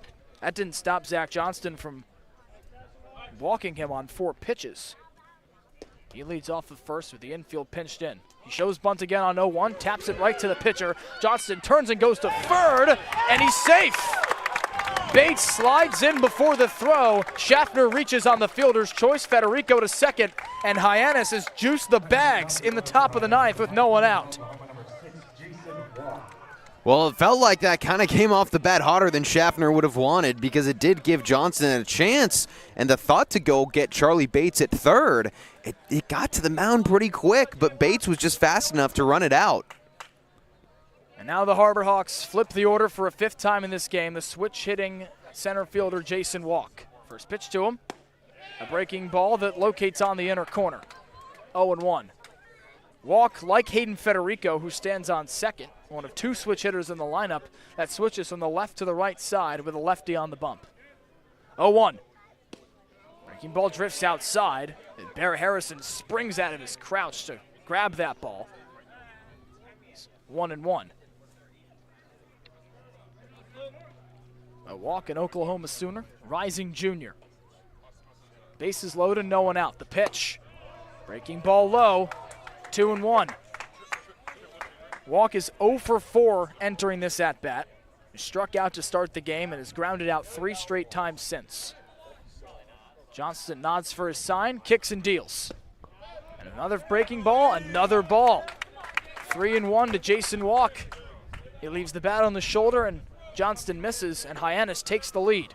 Walk is dictating this at bat. He's doing a really good job of making Johnston show him something. 3-1. Ball 4. Breaking ball misses on the outer corner. Charlie Bates comes home as Jason Walk walks in the go-ahead run. 6-5 Hyannis. Still no one out in the top of the 9th.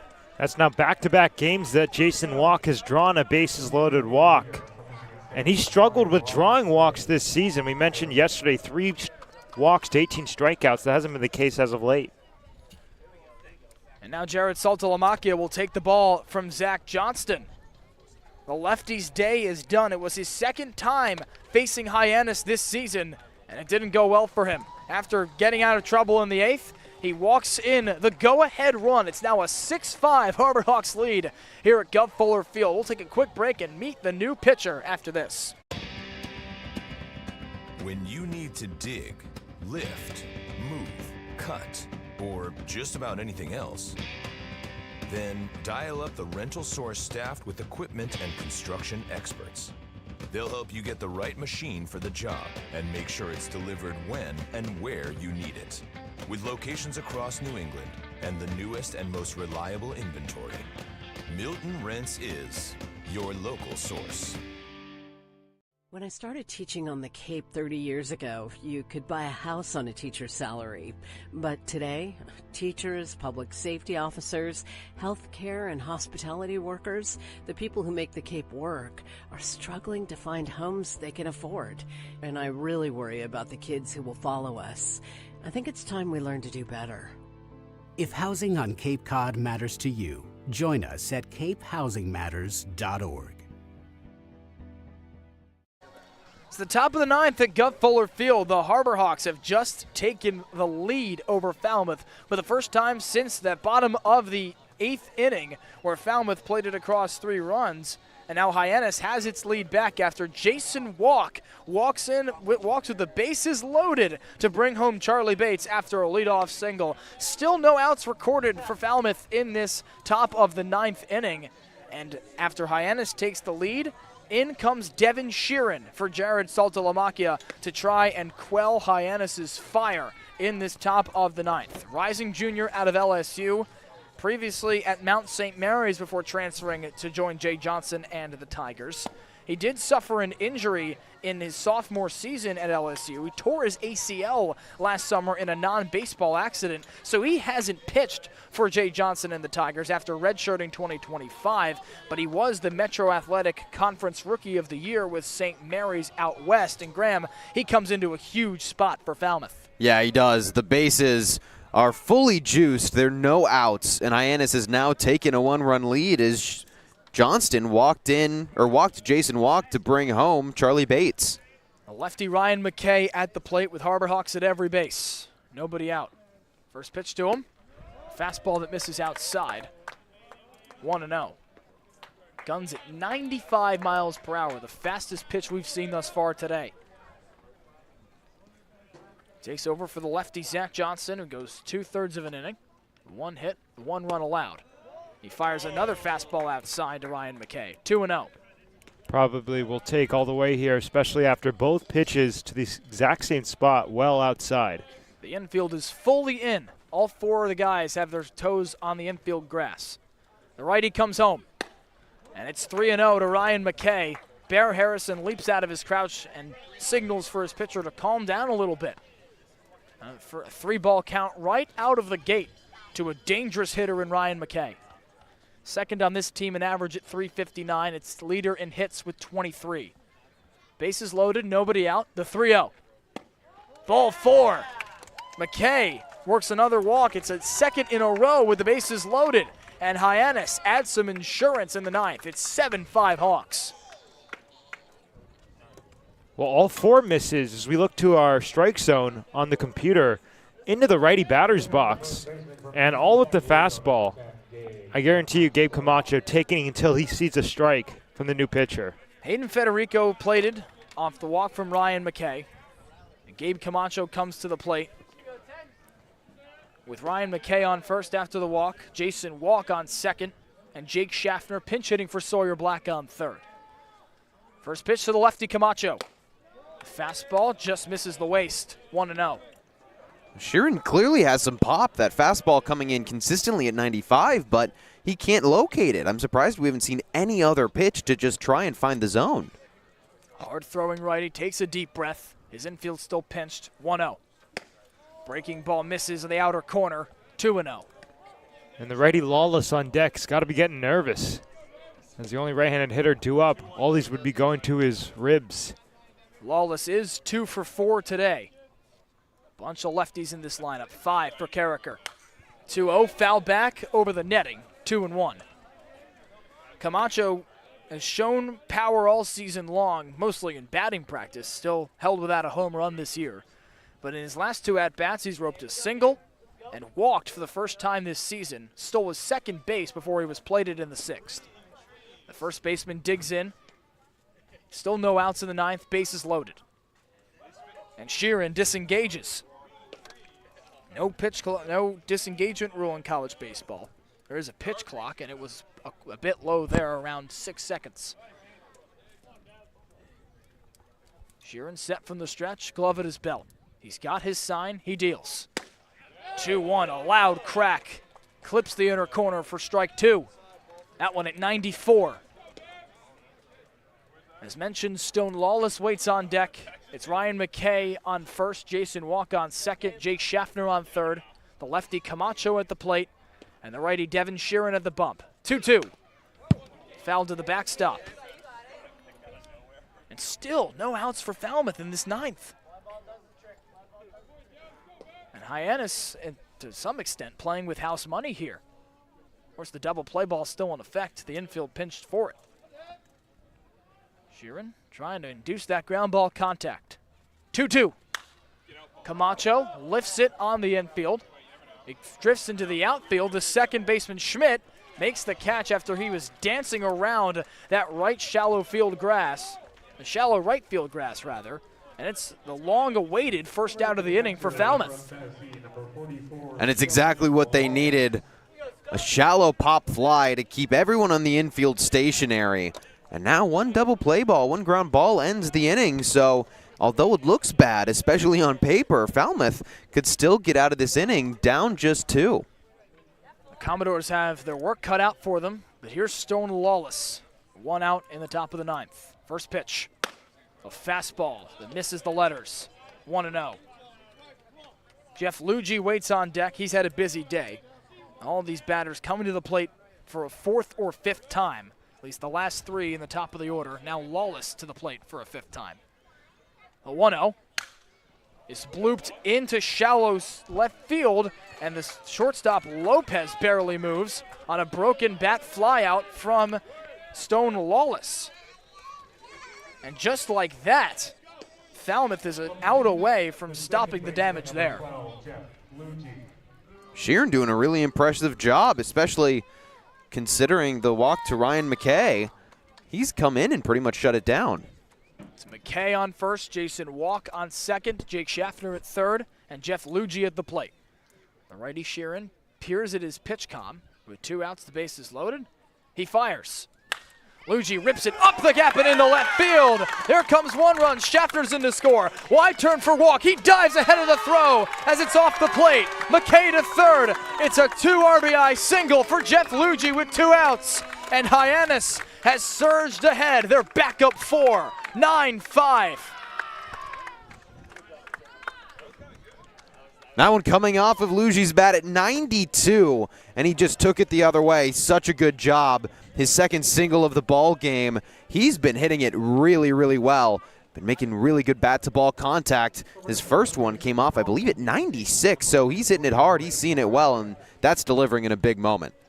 Schaffner and Walk home after Luigi rips an RBI single into left. 9-5 Hyannis, and here's Ray Velasquez with much-needed insurance for the Hawks, who will bat around in this inning. The first ball to Velasquez drifts inside, 1-0. I feel like that's the first time we've seen the slider from Sheeran, which is surprising, especially facing Lawless, a righty, just a batter ago.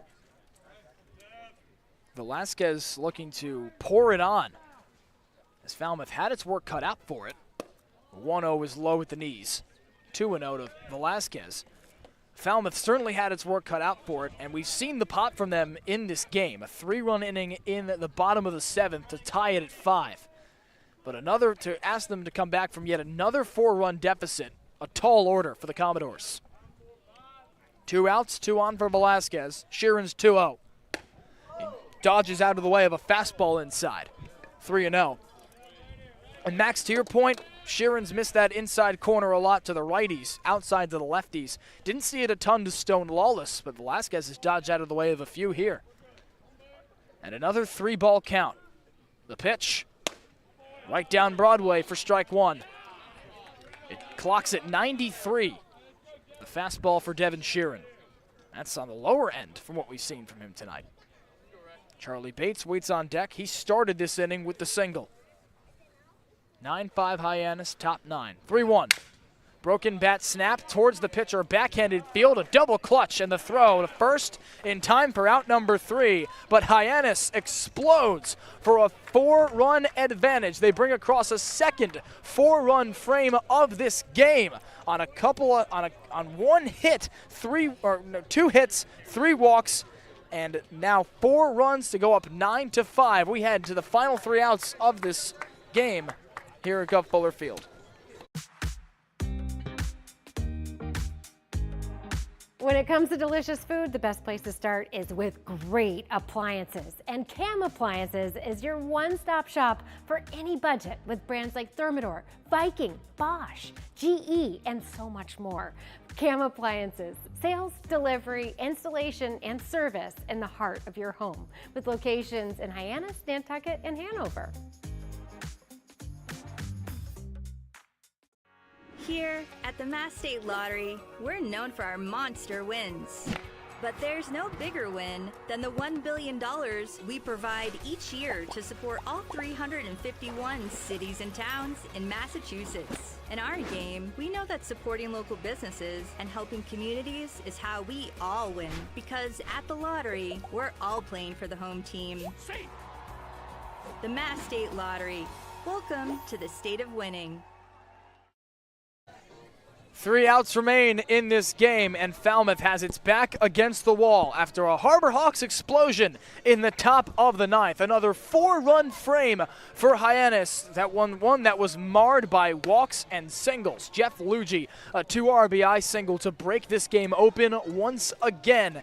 And in the bottom of the 9th, with Falmouth sending the top of its order to the plate, Mitch Carricker calls on his bona fide closer. Who else but Ryan Speciak to come in and try and give Hyannis its first win in 4 games coming into tonight and break a tie with Falmouth atop the West Division. Speciak making yet another appearance, Graham, this season after he has delivered time and time again for Hyannis. Not only time and time again, but he's already delivered on this field. He had a save against Falmouth on June 24th. He pitched for 1 2/3, allowed only 1 hit, no runs, walked 1, and struck out 3. He followed that up with a tough performance at YD, but as Ryan Speciak does, he got right back on his horse against Brewster on July 5th. He pitched for 3 innings, by far his longest this season, allowed 3 hits, no runs, no walks, and 3 strikeouts. He pitched 37 pitches, and 26 of them were strikes. This guy pounds the zone, as we know, and is so good at getting Ks. And in that June 24th game against Falmouth, he came into a bases-loaded jam and had the go-ahead run at the plate, as you mentioned, Graham. Picked up 2 huge strikeouts and effectively sealed it. His second 5-out save in a row. And now he faces the top of the Falmouth order with the righty Carl Schmidt at the plate. Nobody on, nobody out. First pitch is a fastball on the upper corner, 1-0. Schmidt up for a 5th time today. Couple of strikeouts to go along with a single in the 6th. From the windup, Speciak kicks and fires. Swing, get a miss. Healthy cut at a breaking ball from Carl Schmidt, 1-1. There's that slider, and he starts it belt high, so it looks really good to the hitter, and then it darts under the zone. He's just so talented. Speciak, glove at his face. He delivers. Is chopped towards second. Luigi gloves, shuffles to first, and throws in time for out number 1. There's one for Ryan Speciak. We've seen him run into some trouble at times, though, this season, Graham, and YD. He unfortunately allowed a walk-off single, fortunately for him, and he was visibly upset, and he's seemed to dial it in ever since. Yeah, and he's done such a good job of getting out of situations where he's allowed a hit. He's allowed a hit in all but 1 appearance, and still, runs have only come across in 2 of those. So he just has an ice-cold mentality, and he is so good at getting himself out of tough situations. First pitch to Antonio Morales. A fastball right down Broadway, 0-1. Jake Schaffner pinch hit for Sawyer Black in the top of the 9th. Schaffner remains in the game. He's at shortstop. Mitch Carricker moves Charlie Bates from short to left. 1 out, no one aboard. Bottom of the 9th, 9-5 Hyannis. 0-1 pitch from Speciak, misses low with the knees, 1-1.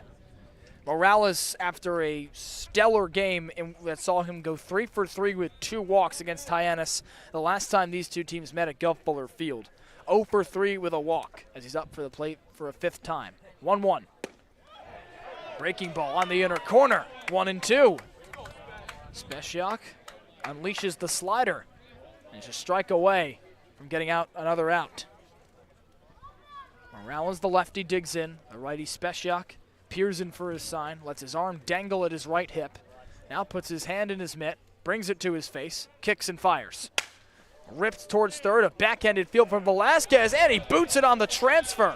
It spills to the third base coach for Falmouth as Morales is easily in.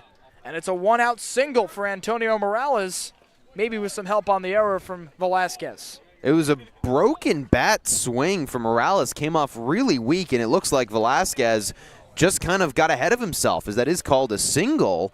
He was too eager to throw. He looked like he was too eager to spin and make the play, and it bounced out of his glove. It would have been bang, bang no matter what, though. I think that's why they went with the single. Velasquez was shaded slightly off the third base bag towards short. Made a bit of a long run towards foul territory third base side. And on a backhanded field, it can be difficult to get up with the transfer. Here's Adrian Lopez, the shortstop, who's enjoyed a quietly good game. First pitch to him here is a ball in the outer corner. Started the game off with a single, but was stranded after a strikeout by Mike Anu. Struck out and then followed that up with a double in the 6th before he reached on an error in the 7th. 1 out, 1 on. 1-0. The fastball misses the knees, and Spesyak's down 2-0. Well, he's going low in the zone, trying to get that grounder into a double play and end the inning. We'll be very surprised if we see anything middle or up. Lopez at USC, his teammate from Falmouth, Morales on first. Spesyak now works from the stretch, 2-0. It skips by Stone Lawless, off goes Morales, he chugs into second, and that's another wild pitch or pass ball for this battery. Yeah, that's going to be a wild pitch and takes away the ground ball double play possibility. Now a runner in scoring position for Falmouth. Or the tying run is in the hole with Mike Anu waiting on deck. It's 9-5 Hyannis in the bottom of the 9th with 1 gone.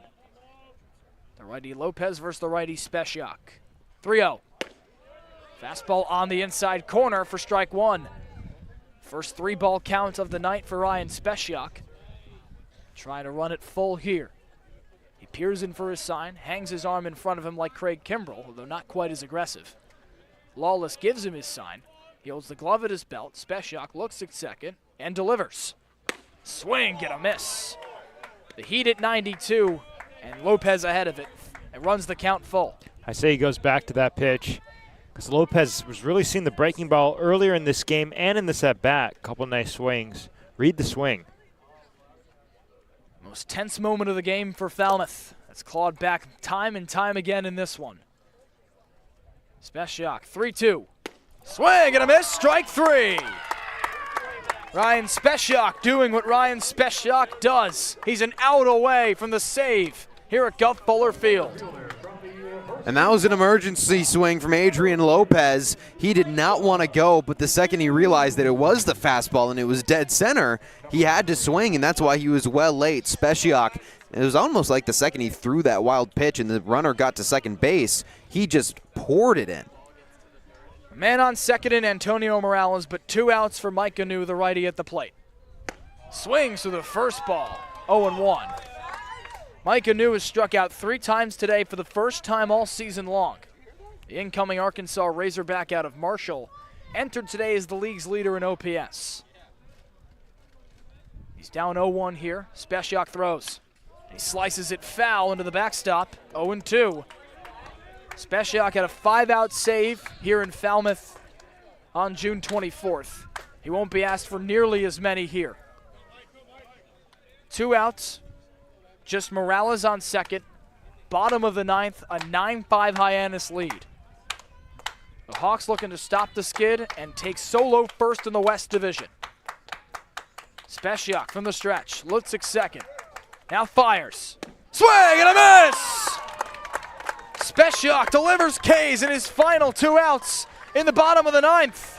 And Hyannis surges back to the win column with a 9-5 win over Falmouth.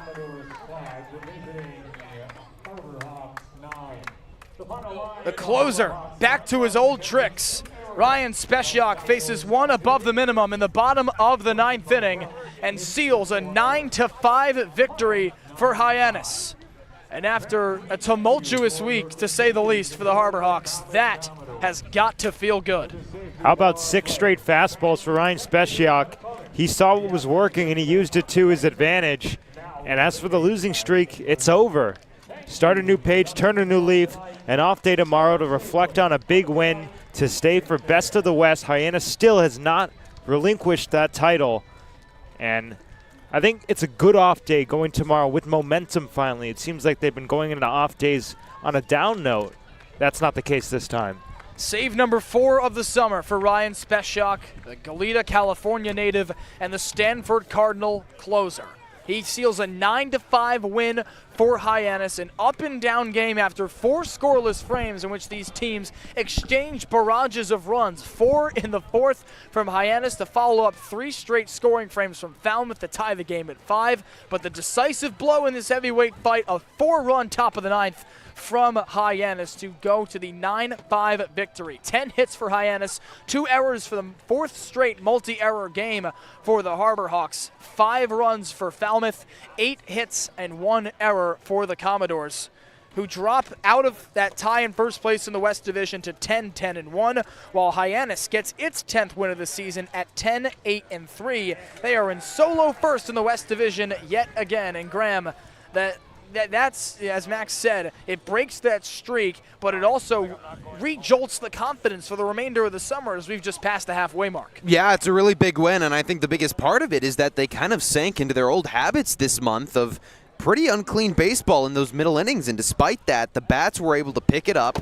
They got back to a really good advantage spot, and then, of course, Ryan Speshak closes it out. What else do you expect?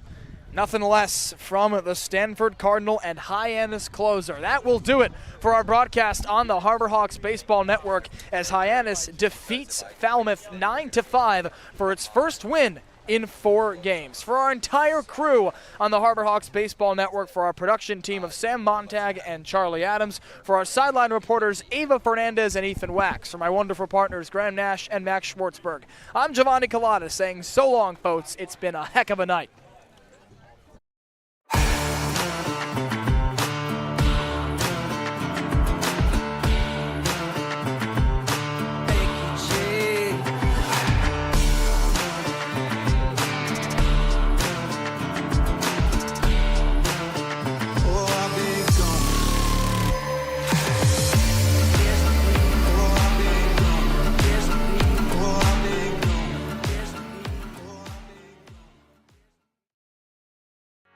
Here at the Mass State Lottery, we're known for our monster wins. But there's no bigger win than the $1 billion we provide each year to support all 351 cities and towns in Massachusetts. In our game, we know that supporting local businesses and helping communities is how we all win. Because at the lottery, we're all playing for the home team. The Mass State Lottery. Welcome to the state of winning.